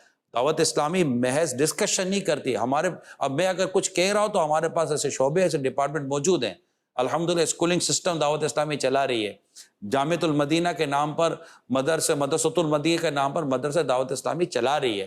پورا سسٹم دعوت اسلامی لے کر چل رہی ہے. مور دین 80 ڈپارٹمنٹ دعوت اسلامی الحمدللہ رن کر رہی ہے، اور 48,000 مور دین 48,000 امپلائیز کے ساتھ، اور مور اور لیس 5 لاکھ والنٹیئر کے ساتھ الحمدللہ دعوت اسلامی دنیا بھر میں اپنا کام جو کر سکتی ہے دین کے نام پر اور دین کی خدمت کے طور پر کر رہی ہے. تو ایسا نہیں کہ مطلب کہ صرف چینل پہ بیٹھ کر باتیں ہو رہی ہوتی ہے. اگر ہم نے کہا ہے کہ جناب پودے لگاؤ تو دعوت اسلامی پودے لگوا رہی ہے. عالم بناؤ دعوت اسلامی عالم بنوا رہی ہے. حافظ بناؤ دعوت اسلامی حافظ بنوا رہی ہے. فلاں کام کو دعوت اسلامی یہ کام کر رہی ہے، یہ کو دعوت اسلامی کام کر رہی ہے. کلینک انشاءاللہ ہن قریب آپ کو مدنی کلینک کھلا ملے گا، ہم کھول کے دے رہے ہیں آپ کو، جس میں آسان، سستا اور اچھا علاج ہم دے رہے ہیں. ماڈل دے رہی ہے دعوت اسلامی کہ یہ ماڈل ہے. چند دنوں کی بات ہے، ایک اتھارٹی فیضان مدینہ آئی تھی، سیاسی اتھارٹی تھی. فیضان مدینہ آئی اور میں کہا کہ آپ کا یوں کام ہے، تو ہم نے آئی ٹی کا ڈپارٹمنٹ دیکھا، فلاں دیکھا، ہم آپ کی کیا خدمت کر سکتے ہیں. میں نے کہا ہمیں بتائیں، ہمیں 40 سال ہو گئے دعوت اسلامی کو، ہمارے پاس جو ایکسپرٹیز ہے، ہم اپنے ملک و ملت کے کیا کام آ سکتے ہیں. ہمیں بتا ہمیں کیا لینا آپ لوگوں سے. اللہ کا شکر ہے دعوت اسلامی کے پاس ایکسپیرینس ہے، دعوت اسلامی کے پاس کئی چیزوں میں ایکسپرٹیز ہیں. آپ کے سامنے میڈیا ہے، یہ پورا میڈیا بتی چلے دیکھ رہے نا، دعوت اسلامی اللہ کی رحمت سے رن کر رہی ہے نا. اتنا بڑا آئی ٹی ڈپارٹمنٹ ہے, دعوت اسلامی رن کر رہی ہے. اتنا بڑا ہمارا فائننس ڈپارٹمنٹ ہے, دعوت اسلامی اللہ کا شکر ہے فائننس ڈپارٹمنٹ رن کر رہی ہے. اللہ کا کروڑ و کرم ہے. اور ماشاءاللہ دعوت اسلامی کو اللہ پاک نے ایسے ذہن اور ایسی سوچ اور ایسے افراد مہیا کیے ہیں. پھر اللہ کی مدد, رسول پاک کا کرم, اولیاء کرام کا فیضان, اہل بیت اطہار کا فیضان. ہم تو اسپریچولیٹی والے لوگ ہیں کہ روحانیت سے ہمارے کام بن جاتے ہیں. اللہ کے کام تو اللہ کی مدد سے بنتے ہیں, اور اللہ کی مدد اور اللہ پر بھروسہ یہ مین چیز ہے. سرکار صلی اللہ تعالیٰ علیہ وسلم غار میں جب موجود ہے, ہجرت کی رات ہے, غار میں ہے, ہجرت کی رات ہے, غار میں آپ کے ساتھ آپ کے یار غار صدیق اکبر رضی اللہ تعالیٰ عنہ ہیں. دشمن جان لینے کے لیے, یعنی دشمن پکڑنے کے لیے اپنے مطلب وہ کر رہا ہے. اس میں صدیق اکبر رضی اللہ تعالیٰ عنہ کو گھبراہٹ ہوتی ہے. دشمن کا خوف تھا, اور اصل خوف تو یہ تھا کہ بارگاہ سرکار صلی اللہ علیہ وسلم ساتھ ہے, ان کو کوئی نقصان نہ پہنچا دے. ٹھیک ہے, عشق تو یہی ہے نا. لیکن جب آپ کی گھبراہٹ تھی تو آپ کی گھبراہٹ پر رسول پاک صلی اللہ علیہ وسلم کیا فرماتے ہیں؟ گھبرا نہیں, اللہ ہمارے ساتھ ہے. یہ جملہ یاد کر لو پیارے اسلامی بھائیوں, میرے وطن عزیز کے ساتھیوں, اے میرے عاشقان رسول, اے ملک پاکستان اور دنیا بھر کے مسلمانوں کو میں یہ بات عرض کر رہا ہوں. میرے آقا صلی اللہ علیہ وسلم کا یہ جو ارشاد ہے, جو غار میں آپ نے اپنے یار غار سے ارشاد فرمایا, گھبرا, یہ قرآن میں یہ بات موجود ہے. لا تحزن ان اللہ معنا, لا تحزن ان اللہ معنا, گھبرا مت, غم مت کر, اللہ ہمارے ساتھ ہے. لا تحزن ان اللہ معنا, یہ قرآن کریم میں اللہ پاک نے ہمیں, یہ رسول پاک صلی اللہ علیہ وسلم کا یہ ارشاد قرآن پاک نے بیان کیا. یہ یاد ہے, یہ ہو گیا, وہ ہو گیا, یہ حالات, وہ حالات. اپنے رب پر توکل کرو, اپنے رب پر بھروسہ کرو. سود ختم کریں, شراب ختم کریں, نشہ ختم کریں, اس طرح کی بے حیائی, بے شرمی, اللہ کے غضب کو ابھارنے والے کاموں کو ختم کریں. پھر دیکھیں رب کی رحمت ہے کسی چھما چھم برستی ہے. ہم رب کی رحمت کو ابھارنے والے کام کرنے کے بجائے ہم رب کے غضب کو ابھارنے والے کام کر رہے ہیں, اور رب کے غضب کو ابھارنے والے کام کر کے اتنی خیر کی توقع باندھ کر بیٹھے ہوئے ہیں. ہم رب کی رحمت کو ابھارنے والے کام کریں, استغفار کریں, اللہ تعالیٰ سے معافی مانگیں, اور اپنے مقصد آزادی کو سامنے رکھیں. پھر دیکھیں انشاءاللہ تعالیٰ کس طرح امن, پیار, محبت, سکون کے مطلب پھول کھلتے ہیں انشاءاللہ تعالیٰ. آپ دیکھیں گے مہنگائی, پریشانی, تنگ دستی, اللہ تعالیٰ تمہاری تنگ دستی دور کرنے والا ہے. اللہ تعالیٰ تمہارے رزق کو کشادہ کرنے والا ہے. اللہ تعالیٰ تمہاری زمینوں میں برکت دینے والا ہے. اللہ تعالیٰ مطلب رحمت کا بھی برسانے والا ہے. اللہ پاک تمہیں صحت دینے والا ہے. اللہ پاک تمہارے لیے مدد کرنے والا ہے. اللہ پاک تمہارے قرضے اتارنے میں تمہاری مدد کرنے والا ہے. یہ سارے غیب کے خزانے ہیں, اللہ پاک کے دستے قدرت میں ہے. اللہ پاک تمہیں عطا فرمائے گا. تم اللہ پاک کے حضور سجدہ ریز ہو جاؤ, تم اللہ پاک کے حضور معافی مانگو, تم اللہ پاک کی رحمت کو ابھارنے والے کام کرو. ہم جب اللہ پاک کی رحمت کو ابھارنے والے کام کریں گے اور استغفار کی کثرت کریں گے, وہ تم پر رحمت کا میہ برسائے گا, تم پر رزق کے دروازے کھول دے گا, تمہارے رزق میں وسعت دے دے گا. پیارے اسلامی بھائیوں, مسلمانوں کی ترقی اور تنزلی, عروج و زوال کی جتنی داستانیں آپ چاہیں پڑھ لیں, ان سب کے پیچھے آپ کو ایک مقصد ملے گا. مسلمانوں نے جب بھی اللہ اور اس کے رسول کے دین کی اطاعت کی, فرما برداری کی, انہیں عروج ملا ہے. اور مسلمانوں نے جب بھی قرآن اور حدیث سے ہٹ کر اپنی زندگی گزاری ہے, انہیں زوال ملا ہے. یہ پرنسپل ہے, آپ اصول نہیں بدل سکتے. آپ دنیا کے لاکھ فلسفے کر لو, اصول جو بیان ہے نا, اصول نہیں بدلے جا سکتے. جب تک مسلمان اوپر سے لے کر نیچے تک, حکمران سے لے کر عوام تک, سب کے سب اگر اللہ اور اس کے رسول کے دین کے اور رسول کے یہ اسلام و قرآن و حدیث کے پابند ہو جائیں, اللہ کی رحمت سے ترقی کو کوئی نہیں روک سکتا. بے شک, بے شک. اچھا, یہ بات چلی تھی شراب نوشی نشے کے حوالے سے, تو اب جو اس میں نہیں پڑتے وہ سگریٹوں میں پڑ جاتے ہیں. 2022 کی رپورٹ کے مطابق پاکستان میں 615 ارب روپے کی سگریٹ ہر سال فروخت ہوتی ہے. ایک اندازے کے مطابق پاکستان میں 1,63,000 سے زائد اموات سگریٹ نوشی کے باعث ہر سال ہو رہی ہیں. پاکستان میں روزانہ قریب 17 کروڑ سے زائد سگریٹ بکتے ہیں. پاکستان میں 18 سال سے کم عمر والے کو سگریٹ کی فروخت ممنوع ہے, لیکن ہمارے بچے اور نوعمر اس لت کا شکار ہوتے ہیں. اللہ کی پر 18 سال سے کم عمر والے تو سگریٹ بیچنا منع ہے. یہاں تو منع ہی ہے بس. اور جتنی منع ہوگی اتنے کمانے کے راستے بھی کھل جاتے ہیں. ایک تو یہ پرابلم ہے. یہ بھی شور. اور دوسرا وہ کل بھی نہیں ایک بات ہو رہی تھی تو آپ نے کچھ فرمایا تھا شہزاد بھائی نے کہ وہ کیا والدین کا اس میں کیا کردار ہو. والدین کا کیا کردار ہو, بیچنے والے کا کیا کردار ہو. سب سے پہلے تو وہ اگر 18 سال کا کم عمر بچے میں اب ہے نا, آپ ہے نا 16 بھی لگا لیں, 12 بھی لگا لیں, 10 بھی لگا لیں. اور میں نے مشاہدہ بھی کیا ہے اور چھوٹے بچوں کو بھی سگریٹ پیتے دیکھا ہے, کوئی باقاعدہ آدھا ٹوٹا گرا ہوا اس کو جلا کر پیتے ہوئے بھی دیکھا ہے. تو اب ان کو کون سمجھائے گا؟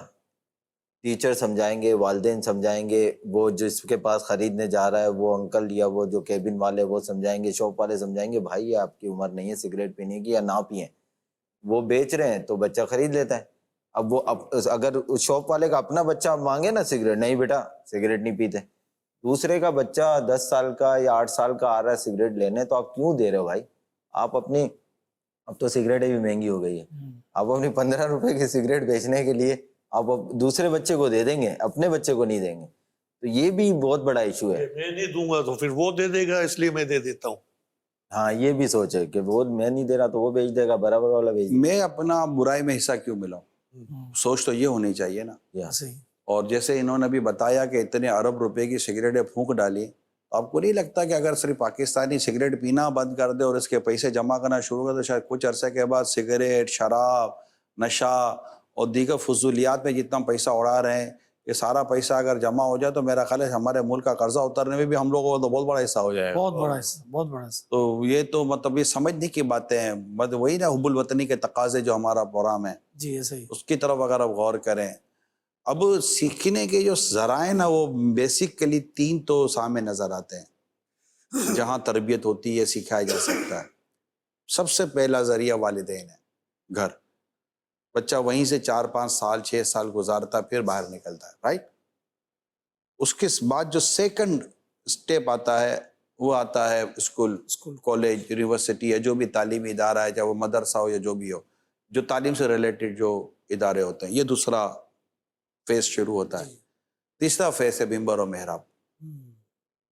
تینوں جگہوں سے جتنی بہتری اور جتنی عمدگی پیدا ہوتی چلی جائے گی, انشاءاللہ تعالی ہماری سوسائٹی کے اندر اسی قدر اچھائیاں بڑھتی چلی جائیں. بہت پیاری بات, بہت پیاری. یہ 3 مین جگہ ہیں, لیکن سب سے پہلی جگہ گھر ہے. گھر. First institution of children is home. is home. And first male and female teacher, there are parents. یہ ہے. اور ان کا اپنا ایک نصاب ہے جو ان کو بیچاروں کو پتہ نہیں ہے. ان کا اپنا پیرنٹس کیریکولم ہے, ان کو پتہ نہیں ہے, کیونکہ اس کے لیے ٹائم دینا پڑتا ہے. اور اب تو دنیا بھر میں یہ ہو رہا ہے کہ اتنی عمر کا بچہ اسکول میں داخل ہی نہیں ہونا. اب تو 6 سال کے بعد بچے کو اسکول میں لینے کا باقاعدہ کلچر ڈیولپ ہو رہا ہے کہ 6 سال تک بچہ گھر میں ماں باپ کے پاس ہونا چاہیے, کہ جو تربیت ماں باپ کریں گے وہ تعلیمی ادارہ نہیں کر سکتا. یہ اب دنیا بھر میں اسٹیبلش ہو رہی ہے یہ تھوڑا, ایسے ہی. ٹھیک ہے. اور والدین 2.5 سال کا بچہ ہوا, 3 سال کا بچہ ہوا, یار لے لو یار, بہت تنگ کرتا ہے. اسکول میں تو تنگ کے نام پر جمع کروا دیتے ہیں نا, کہ جھولے مولے لگائیں اس کو چلاؤ. تو اب اگر اچھا اسکول مل گیا, دارالمدینہ ہم نے یہی سوچ کر کھولا ہے نا کہ بچہ آئے گا تو ایک اسکول کے اندر آ کر اس کی دینی اور دنیاوی تربیت ہوگی, اور اس کو ایک ماحول ملے گا, اور اس کے اندر ایک اسلامک کلچر ڈیولپ ہوگا جو ایک دارالمدینہ کا پرپز ہے. اور اللہ کا شکر ہے اس پہ کسی حد تک ہمیں کامیابی مل بھی رہی ہے. پاکستان میں سب ہائر لیول پہ ہے نا, کچھ ایسے بھی ہے اسکولز ہیں جو اس میں پہلے ہے نا والدین کا انٹرویو ہوتا ہے, اور والدین انٹرویو میں پاس ہوں گے, پھر بچے کا انٹرویو ہوگا. ان دونوں کو ملا کے بھی ڈیسائیڈ ہوگا کہ اس بچے کو ہے نا ہم داخل کریں یا نہیں کریں. یعنی والدین کے انٹرویو پاس کرنے پہ بھی ڈیپینڈ کرتا ہے. اب والدین کو جب پتہ ہے کہ ہمارا انٹرویو ہونا ہے اور ہم نے یہ 2-4 چیزیں ہونی ہیں, تو ان کو ٹرین کر کے جانے میں کتنی دیر لگتی ہے خود کو, ٹھیک ہے. لیکن اب یہ ایک کلچر ڈیولپ ہے, ٹھیک ہے. ہمارے کون سے ماں باپ نے انٹرویو دے کر ہم کو اسکولوں کالج میں داخل دلوایا تھا, ٹھیک ہے. ایک مطلب بھیڑ چال ہوتی ہے. میں کئی چیزوں کو تو ڈیفینیٹلی ایک اپنی سوچ ہے, یہ ضروری نہیں ہے. اب ماں باپ سے آدھے گھنٹے میں آپ اس کا کیا کلچر, کیا ایجوکیشن, کیا سمجھ لو گے. اگر ماں باپ کو انگلش نہیں آتی تو تربیت نہیں ہے, اس کا مطلب یہ ہوا تو کیا جتنے کو انگلش نہیں آتی وہ غیر تربیتی یافتہ لوگ. اچھا انگلش بہت اچھی آ گئی تو یہ تربیت والے لوگ ہو گئے. مطلب آدھے گھنٹے میں آپ پیرنٹ سے اس کی مطلب اس کے مینرز, اس کی لائف اور اس کا کلچر اتنا آسان نہیں ہے, ٹھیک ہے نا. دیکھیں نا, جاب کا انٹرویو لیا جاتا ہے, مگر اس کو جاب دینے کے بعد ہی پتہ چلتا ہے کہ یار یہ ہوا کیا. آدھے گھنٹے کی میٹنگ کے بعد باقاعدہ لڑکے بیٹی کی شادی بھی کروا دی جاتی ہے, پھر تو شادی کے بعد ہی پتہ چلتا ہے نا کہ ہوا کیا. اصل چیز تو بعد میں ہی پتہ چلتی ہے. انٹرویو تو بعد اوقات یا تو ایک فارمیلٹی ہوتی ہے یا ایک ہو سکتا ہے اس کے فوائد بھی ہوتے ہوں, میں یہ نہیں کہا جب ہوا تو کچھ نہ کچھ فائدہ ہو سکتا ہوتا بھی ہوگا, لیکن اس مردار پہ کیا للچایا دنیا دیکھی والی ہے. تو جو میری اپنی جو ناقص عقل کہتی ہے وہ یہ ہے کہ گھر سب سے پہلے ماں باپ کو چاہیے کہ اپنے بچوں کی تربیت پر دھیان دیں.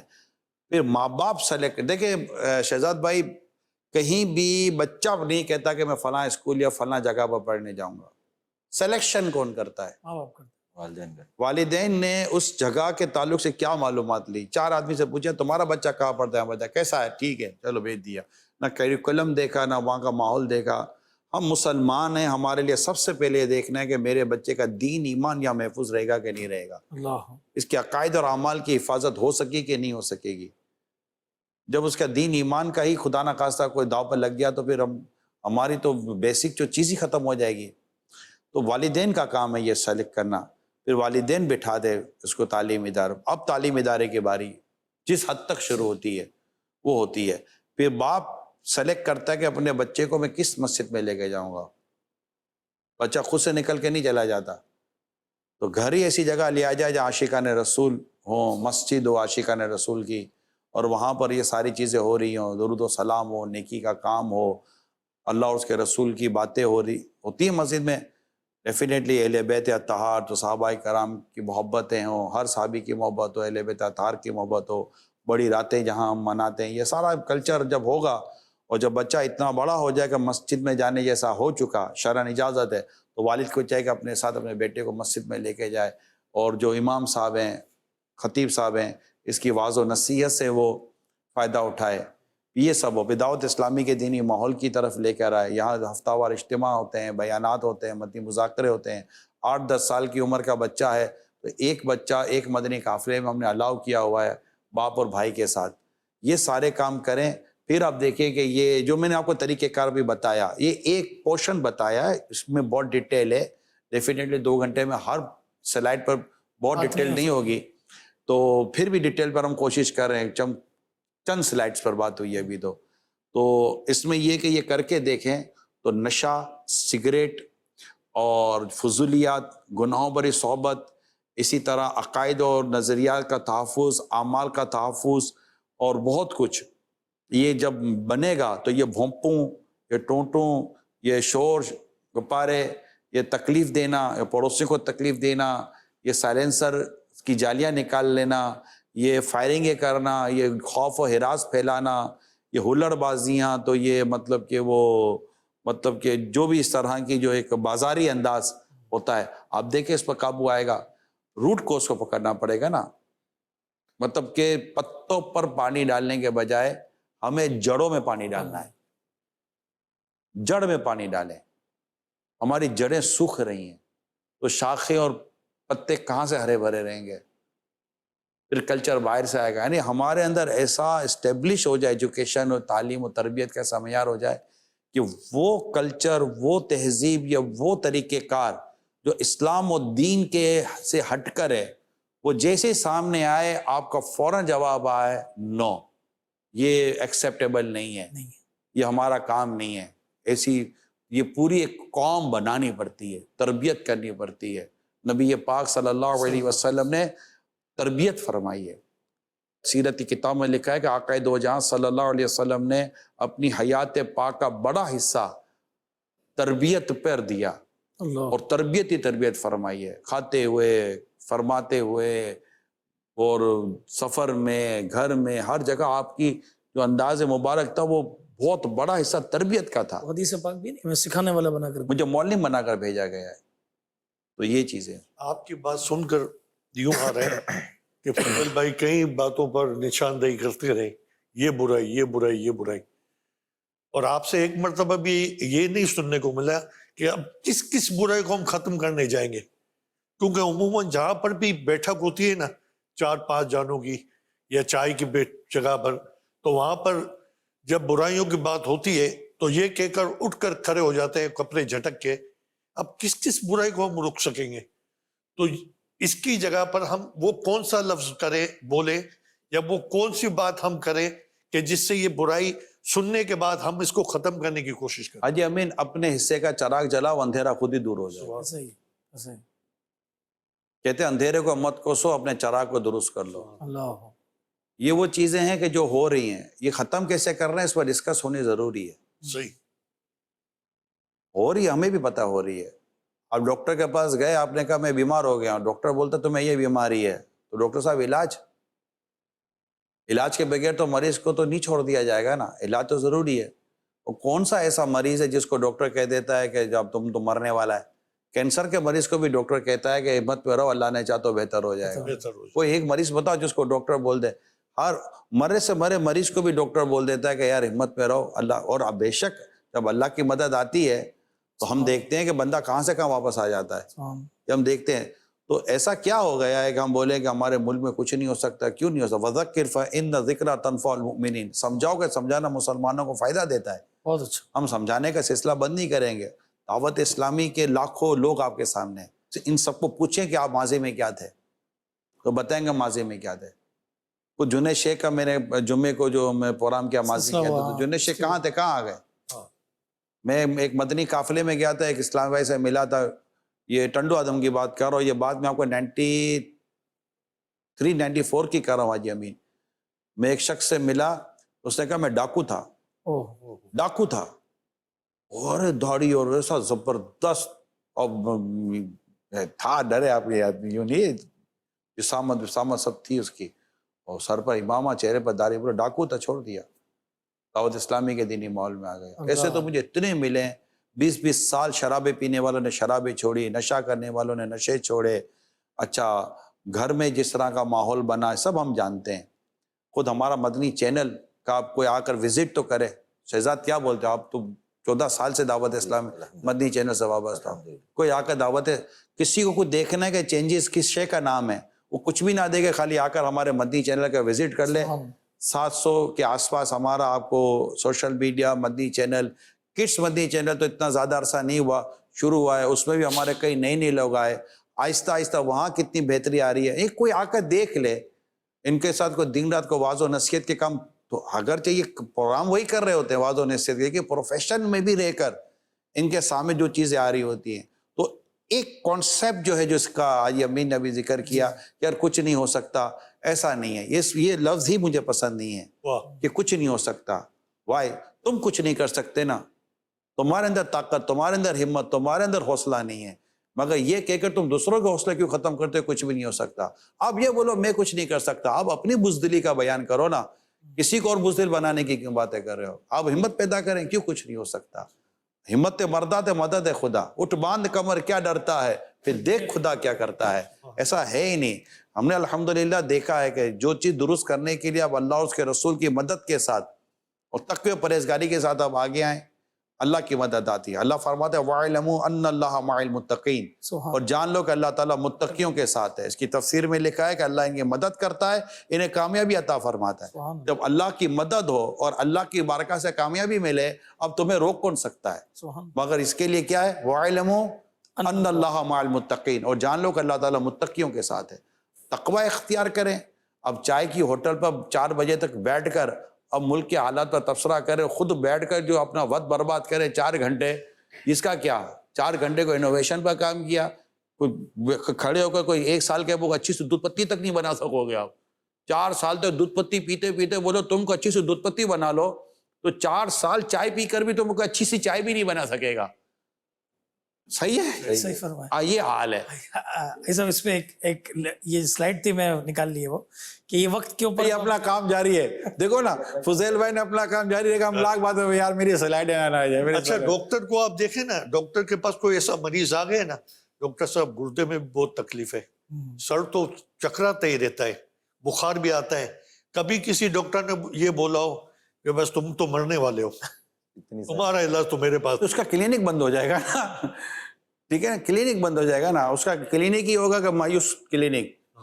ٹھیک ہے، تو یہ نہیں ہو سکتا. مایوسی ویسے ہی نہیں ہے.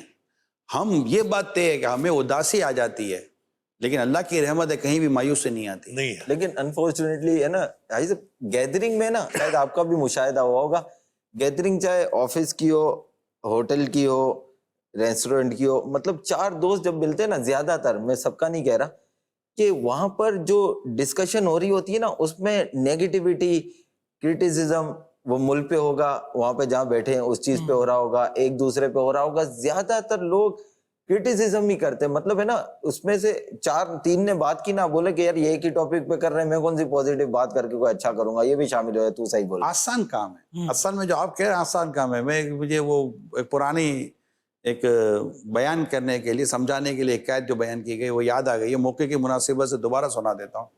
ایک شخص نے اسٹیچو بنایا, مجسمہ بنایا, شہزاد بھائی, مجسمہ بنانے کے بعد, ایک اسٹیچو بنانے کے بعد اس نے ایک جگہ رکھ دیا اور اس پر لکھ دیا کہ اگر اس میں کسی کو کوئی خرابی یا کمزوری نظر آتی ہے تو اس پر نشاندہی کر دے, لکھ دے. اگلے دن جب وہ واپس آیا تو دیکھ کر حیران رہ گیا. لکھا ہے ناک کو تھوڑا یوں کر دو, آنکھ کو تھوڑا یوں کر دو, کان کو تھوڑا یوں کر دو, ہونٹوں کو تھوڑا ادھر کر دو, انگلیوں کو تھوڑا یوں کر دو, تو بازو کو تھوڑا یوں کر دو, پاؤں کی انگلیاں یوں کر دو, تو یہ یوں کر دو. ارے یہ تو دیکھ کر حیران رہ گیا کہ پورا جو ہے کتا کو ہر ایک میں کچھ لکھا ہوا تھا.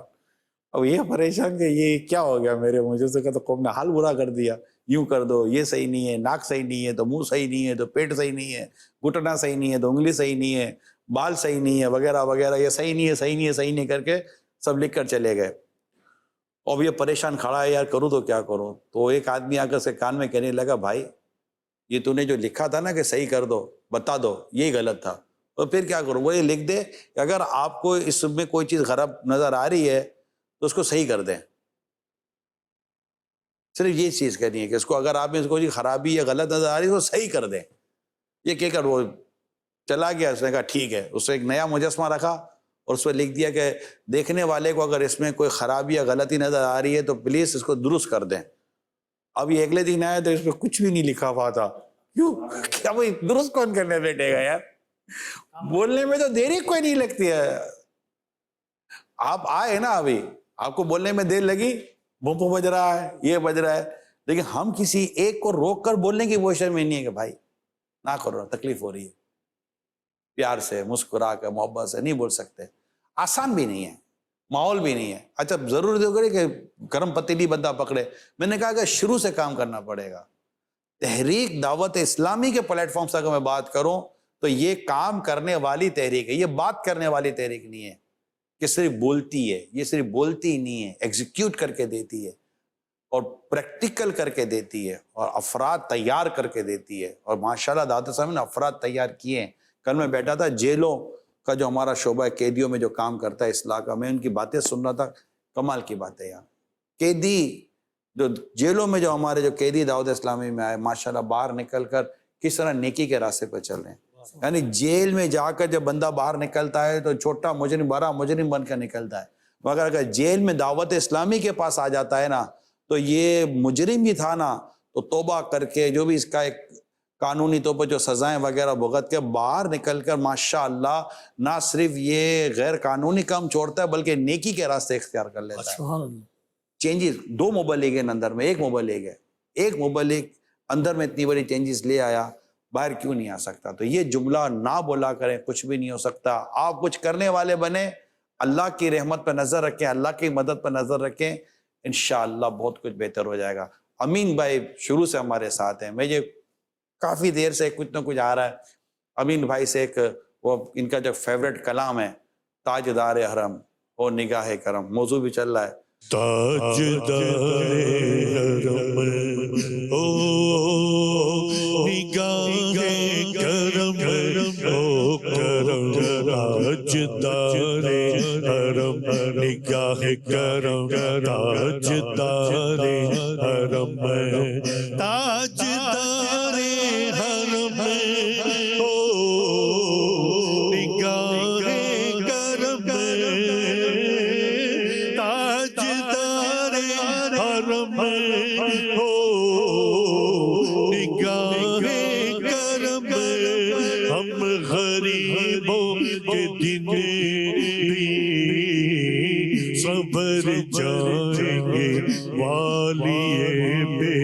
قسم کیا کہے گا جہاں آپ کے در سے خالی اگر جائیں گے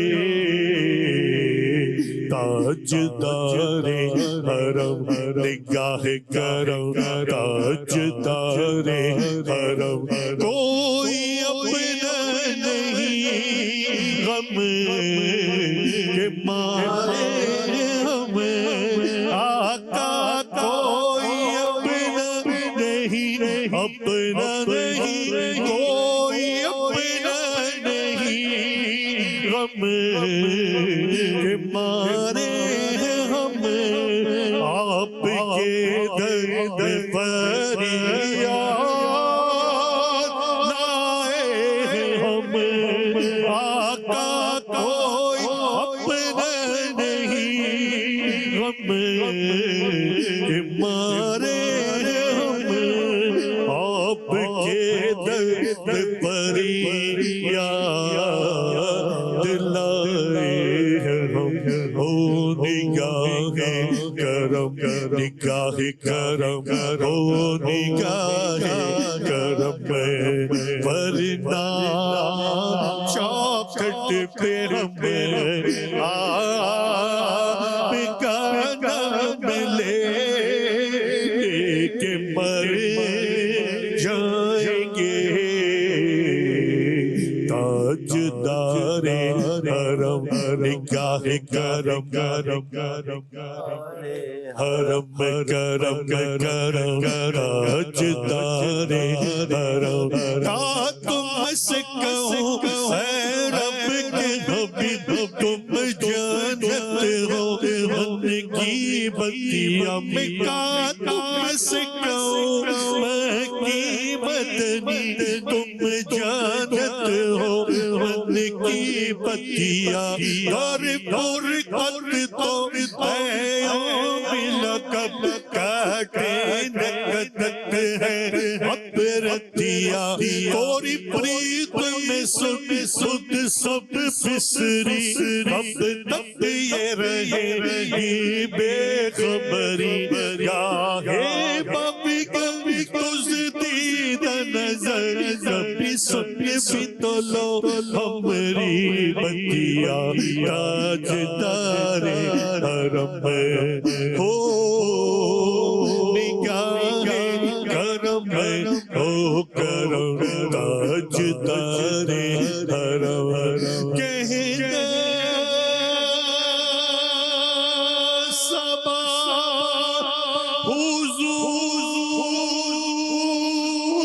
حضور سے کہتا ایک غلام بس ایک نظر ہو ایک نظر کا سوال ہے یا مصطفیٰ یا مصطفیٰ یا مجتبیٰ ارحم لنا دستے ہما بیچارہ داماد ہوئی پرسات ہوئی من آسیم من آجزم من بے قسم حال مرا یا شافع روز جزا پرسات ہوئی یا مصطفیٰ یا مجتبیٰ بھر دیجئے کاسا میرا یا مصطفیٰ یا مجتبیٰ بھر دیجئے کاسا میرا کر دو کرم رکھ لو برم سائلوں میں داتا تیرا تاجدار حرم ہو نگاہ کرم ہو کرم تاجدار حرم میں کشو مدینے چلے آؤ مدینے چلے آؤ مدینے چلے چلو مدینے چلے ٹکڑے کیوں چھوڑتے ہیں حسنین کے صدقے ہٹتے ہیں مدینے چلے آؤ مدینے چلے تجلیوں کی عجب ہے فضا مدینے میں نگاہ شوق کی ہے انتہا مدینے میں ہاں غم حیات نہ خوف رضا مدینے میں نماز عشق کرے یہ ادا مدینے میں ادھر ادھر بھٹکتے پھرو خدا کے لیے برائے راست راہ خدا مدینے میں مدینے چلے آؤ مدینے چلے چلو مدینے چلے میں کشوا مدینے چلے دست ساقی کوثر سے پینے چلے یاد رکھو اگر اٹھ گئی ایک نظر جتنے خالی زب جام بھرے جائیں گے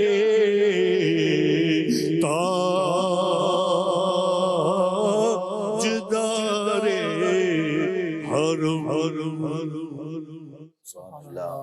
اللہ برکت دے ماشاء اللہ. بھائی صاحب سلسلہ ختم ہونے کی کچھ اختتام منٹیں ہیں اور جو موجودہ اس وقت بہت بڑا یعنی ایک بحران ہے وہ سمجھ لیں کہ وقت کی بربادی سوشل میڈیا. وہی جو آپ نے بات کہی کہ 4 بجے تک لوگ وقت برباد کرتے ہیں. یہ تو باہر بیٹھ کر اچھا یہ باہر بیٹھے ہوئے بھی ہوتے ہیں نا اس وقت بھی سب کے سب جو ہے نا وہ ایک دوسرے سے بات نہیں کریں گے وہ کچھ نہ کچھ وہ سوشل میڈیا وہ یوز کر رہے ہوں گے. تو یہ جو فیکٹس اینڈ فگرز کچھ ہیں وہ یہ ہے کہ دنیا میں سوشل میڈیا استعمال کرنے والے 4.5 ارب ہیں. 7 ارب کی تو آبادی ہے کم و بیش. جی یعنی آدھے سے زیادہ افراد. 2021 میں دنیا میں ایوریج فی آدمی 142 منٹ فی دن سوشل میڈیا پر گزار رہا ہے. 2020 میں یہ اوسط 139 منٹ تھی. اور پاکستان میں انٹرنیٹ استعمال کرنے والے افراد 9 کروڑ ہیں. پاکستان میں زیادہ تر سوشل میڈیا استعمال کرنے والے نوجوان ہیں جو اپنا بہت سا قیمتی وقت سوشل میڈیا پر ضائع کر رہے ہیں. ہمارے بچے نوجوان آج کل موبائل اور فضول قسم کے social media soft where games اور اس طریقے سے ٹک ٹاک اور دیگر کئی چیزوں میں ہاتھ بھی زندگی سے بھی ہاتھ دھو بیٹھتے ہیں. ہمیں نوجوانوں کو مثبت سمت راغب کرنا پڑے گا. یہ فائنل ہے کرنا پڑے گا سمجھانا پڑے گا. میں فضل بھائی یہ دیکھ رہا ہوں 4.5 ارب یعنی 4.5 ارب لوگ یعنی آپ سوشل میڈیا کی جو بھی مارکیٹنگ ہے میں یہ دیکھ رہا ہوں کہ یہ مارکیٹنگ کتنی فاسٹ ہے. ہمیں بھی اس پہلو کی طرف غور کر رہا ہوں. میں اپنے عاشقان رسول سے بھی بات کروں گا کہ سوشل میڈیا کی اگر یہ فیکٹ جو بھی فگر اگر یہ درست ہے ظاہر ہے اس میں کئی تو شیرخوار بچے ہوں گے ان کو نکال دیں یہ ہوگا نکال دیں کئی اور ہوگا نکال دیں. 4.5 4.5 ارب اگر یہ فگر درست ہے اور یہ سوشل میڈیا نے اتنوں کو اپنے ساتھ انگیج کرنے میں کامیاب ہو چکی ہے. سوشل میڈیا کی جو بھی مارکیٹنگ ہے ایک پلیٹ فارم نہیں ہے سوشل میڈیا کے کئی پلیٹ فارم ہیں اور کر چکی ہے. 9 کروڑ پاکستانیوں کو اگر اپنے ساتھ انگیج کرنے میں کامیاب ہو چکی ہے جس حد تک بھی ہوئی ہے اس میں میرے لیے تو یہ سیکھنے کا ہے کہ میری تبلیغ میرا دین کی دعوت دینا میرا نیکی کی دعوت کی طرف برائی سے منع کرنے کی طرف بڑھنا اس کو کس قدر ہم تیز کرتے ہیں. یعنی یہ یوں سمجھیے کہ ایک سوشل میڈیا کے مارکیٹنگ اور اس کی اویئرنیس اور اس کی اپروچ کو اتنے ارب لوگوں نے قبول کیا اور وہ انگیج ہو گئے. کم یا زیادہ پہنچے نا ایک بات پہنچی قبول کی ہم پہنچنے والے بنے اور ہم اس کو ایک دین اور اسلام کے میسج کو جیسا کہ اسلام و دین کی روح ہے اور اس کا جو مین جو انداز ہے ایک بیسک انداز ہے اس کے مطابق لے کر پہنچے انشاءاللہ تعالی ہمارے دین کا میسج بھی قبول کیا جائے گا. مگر دیکھیں چیلنجز کو قبول کرنا چاہیے. یہ ٹھیک ہے آپ نے اس پہلو کی طرف جو پہلو آپ کا تھا میں اس کا انکار نہیں کر رہی ہے لیکن اگر کوئی ایک ایسی موومنٹ ہے جو آپ کو ٹریک سے ہٹا رہی ہے تو آپ کو ایسی موومنٹ دینی پڑے گی جو آپ کو ٹریک کی طرف لے کر وائس ورسا. جو اصل میں راستے سے ہٹانا مشکل ہے، راستے پر لانا مشکل نہیں ہے، کیونکہ آلریڈی وہ آپ کا راستہ ہے. کوئی ناک سے کھلانا شروع کر دے تو اس کو دوبارہ منہ سے کھلانا مشکل نہیں ہے، کہ اصل تو نیچر منہ سے کھانا تھا، ناک سے کھانا نیچر تھا ہی نہیں.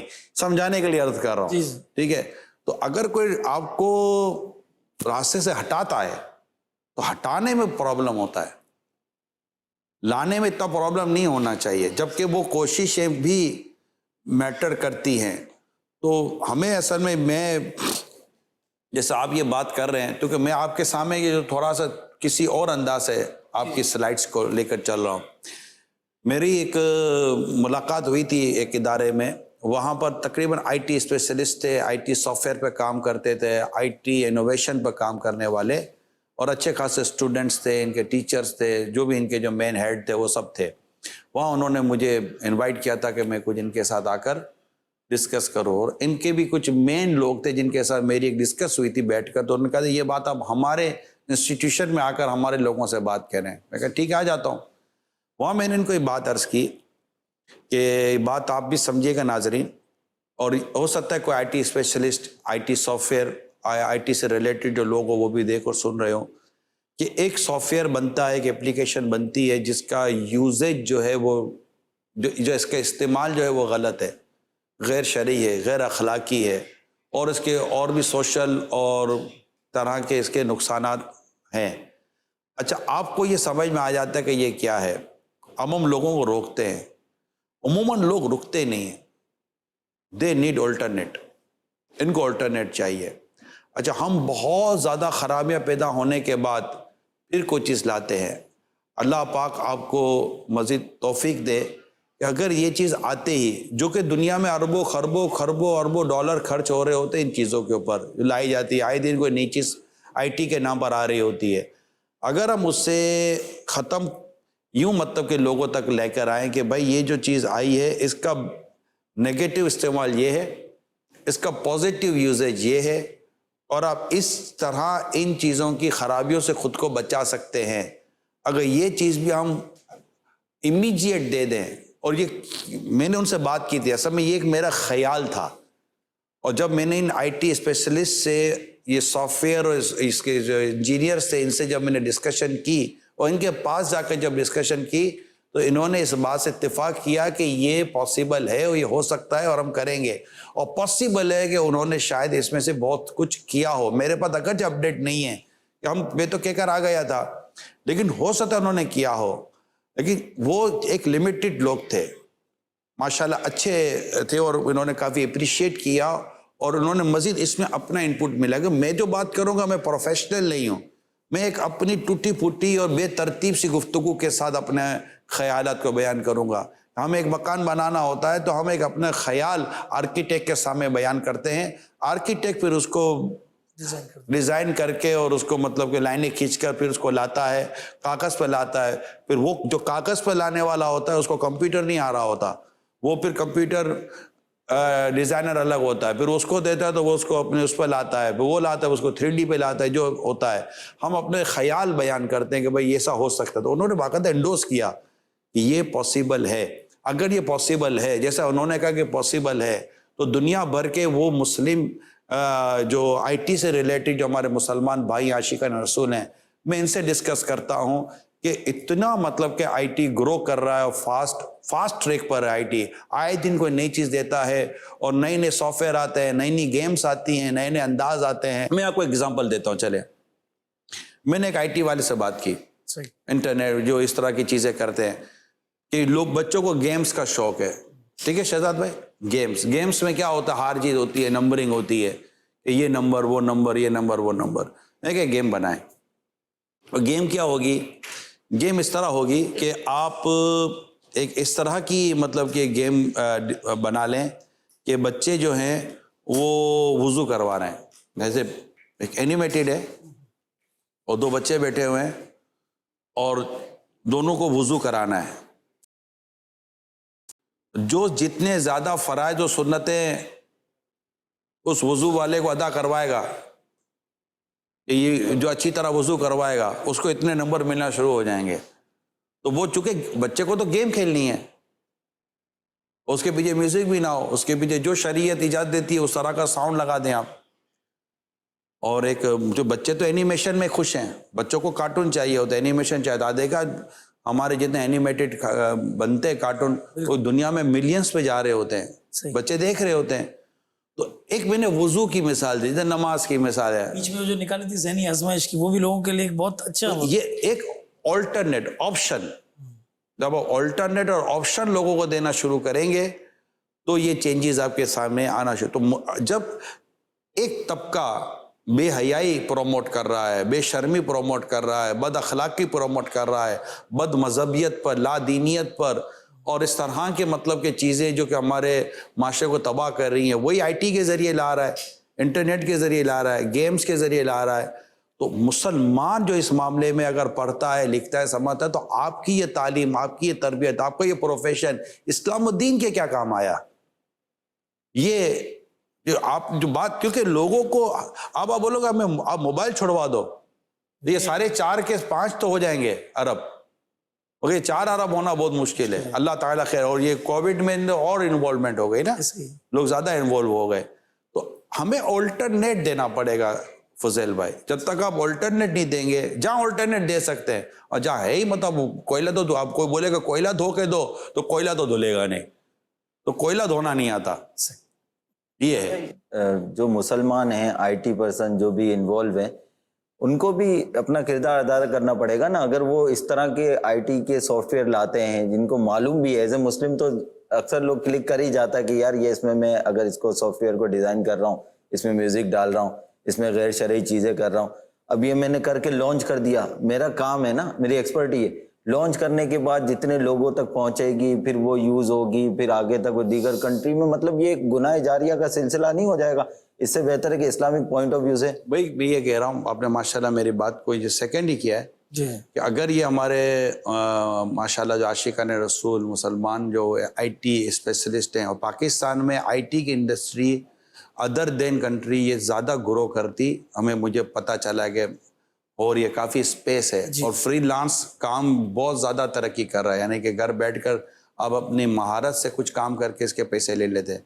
لیکن اگر ہمارے اس I T engineer, I T software ویئر انجینئر, اس طرح آئی ٹی اسپیشلسٹ کو اگر یہ بات اللہ کرے کہ ان کے دل میں اتر جائے کہ مجھے پیسہ کمانے کے ساتھ ساتھ, پیسہ کمانا تو ان کی تھاٹ رہتی ہے, ہر کوئی روزگار تو کماتے, گھوڑا گھاس سے دوستی کر لے گا تو کھائے گا کیا, لیکن ثواب کے لیے, صدقہ جاریہ کے لیے, امت کو کسی فتنوں سے بچانے کے لیے اگر آپ کام شروع کرتے ہیں اور اس طرح لے کر چلتے ہیں تو انشاءاللہ آپ کی دنیا اور آخرت کے لیے بہتر ہے. یعنی کہ آپ ایک ایسی چیز دنیا میں کر کے دنیا سے جائیں جو آپ کے پیچھے آپ کو قبر میں راحت پہنچائے, آسانی پہنچائے.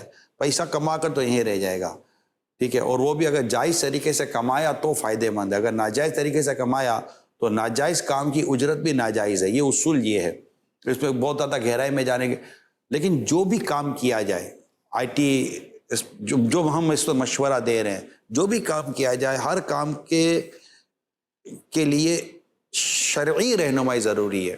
یعنی آپ جب کوئی کام کرتے تو آپ اس کے تمام ایکسپرٹس سے مشورہ کرتے ہیں نا کہ یہ کیسے کرنا ہے کیسے نہیں کرنا, تو وہ اس کی ایکسپرٹیز ہیں جو آپ کو وہ دے رہے ہوتے ہیں. لیکن جو ایک مسلمان ہے اس کی جو بیسک چیزیں وہ یہ ہے کہ یہ جو کرنے جا رہا ہوں یہ حلال جائز ہے یا نہیں ہے, ناجائز تو نہیں ہے, یہ حرام تو نہیں ہے, اللہ اس کے رسول نے منع تو نہیں کیا. یہ پہلا کوسچن ہے ہمارا, سب سے پہلا کوسچن یہی ہے کہ یہ جو چیز بنتی ہے, ہم کھاتے ہیں کیا سوچتے ہیں جائز ہے کہ ناجائز ہے, ہم پیتے ہیں کیا سوچتے ہیں جائز ہے کہ ناجائز ہے, ہم پہنتے ہیں کیا سوچتے ہیں جائز ہے کہ ناجائز ہے. جائز ناجائز ایک مسلمان کا ایک ذہن میں بیٹھی ہوئی چیز ہے اور ہونا چاہیے, جائز ناجائز, یس اور نو, ہاں یا نہ, یہ تو ہوتا رائٹ اور رانگ. تو یہ پہلو تو ہوں گے, یہ دیکھ لیں, اور دیکھنے کے بعد جب آپ کو آپ کے اس کام کی شریعت تائید کر دیتی کہ ہاں کریں, اور اس روٹ پر کریں, اس وے پر کریں, اور ان نیتوں کے ساتھ کریں, پھر کریں, انشاءاللہ تعالیٰ امت کو فائدہ ہوگا. پاکستان میں ایک سے ایک آئی ٹی اسپیشلسٹ ہیں, آئی ٹی ایکسپرٹ ہیں, آئی ٹی انجینئر ہیں, اور آئی ٹی کو سمجھنے والے لوگ ہیں. میں تمام پی ایچ ڈی جو بھی ایجوکیٹڈ لوگ ہوتے ہیں جتنے بھی ہمارے ملک کے اندر ہیں, میں سب سے تمام پروفیشنل سے ریکویسٹ کرتا ہوں کہ کائنڈلی اپنے تمام پروفیشنل بلکہ تمام ایکسپرٹیز جس کے پاس ہے, جو آپ کے اسکلس ہیں, ایوری پرسن، میں سب سے ریکویسٹ کرتا ہوں کہ آپ اپنی سکل سے، اپنی ایکسپرٹیز سے، اپنی ایجوکیشن سے، اپنے پروفیشن سے اپنے دین کو، اپنے مذہب کو، اپنے اسلام کو کیا فائدہ پہنچا رہے ہیں، اپنے وطن عزیز کو کیا فائدہ پہنچا رہے ہیں. کائنڈلی یہ ضرور سوال میں آپ کے سامنے رکھ کر جا رہا ہوں. اور ہر مسلمان کو چاہیے، وہ پاکستانی کو بھی چاہیے کہ وہ اپنی ایکسپرٹیز سے، اپنی اسکل سے، اپنی صلاحیت سے، جو اللہ نے اس کو یہ نعمت دی ہے، اس سے اپنے دین کو، اپنے اسلام کو، اپنے مذہب کو فائدہ پہنچائے اور اپنے وطن کو بھی اس سے فائدہ پہنچائے. انشاءاللہ تعالیٰ دنیا اور آخرت دونوں میں اس کو فوائد حاصل ہوں گے. اجازت چاہتے ہیں، دعا میں یاد رکھیے گا. اللہ پاک وطن عزیز کی ہر طرح سے حفاظت فرمائے، اندرونی بیرونی سازشوں سے بچائے، اور ہمیں اس کی تعمیر و ترقی میں اپنا حصہ ملانے کی توفیق عطا فرمائے. اللہ کرے ہمارے ملک کا بچہ نمازی بنے، پرہیزگار بنے، سنتوں کا پیکر بنے، سچا پکا عاشق رسول بنے، عاشق صحابہ اور عاشق اہل بیت، عاشق اولیاء بن کر دنیا بھر میں اپنے وطن کا بھی نام کرے اور دین کا بھی کام کرے. اجازت دیجیے.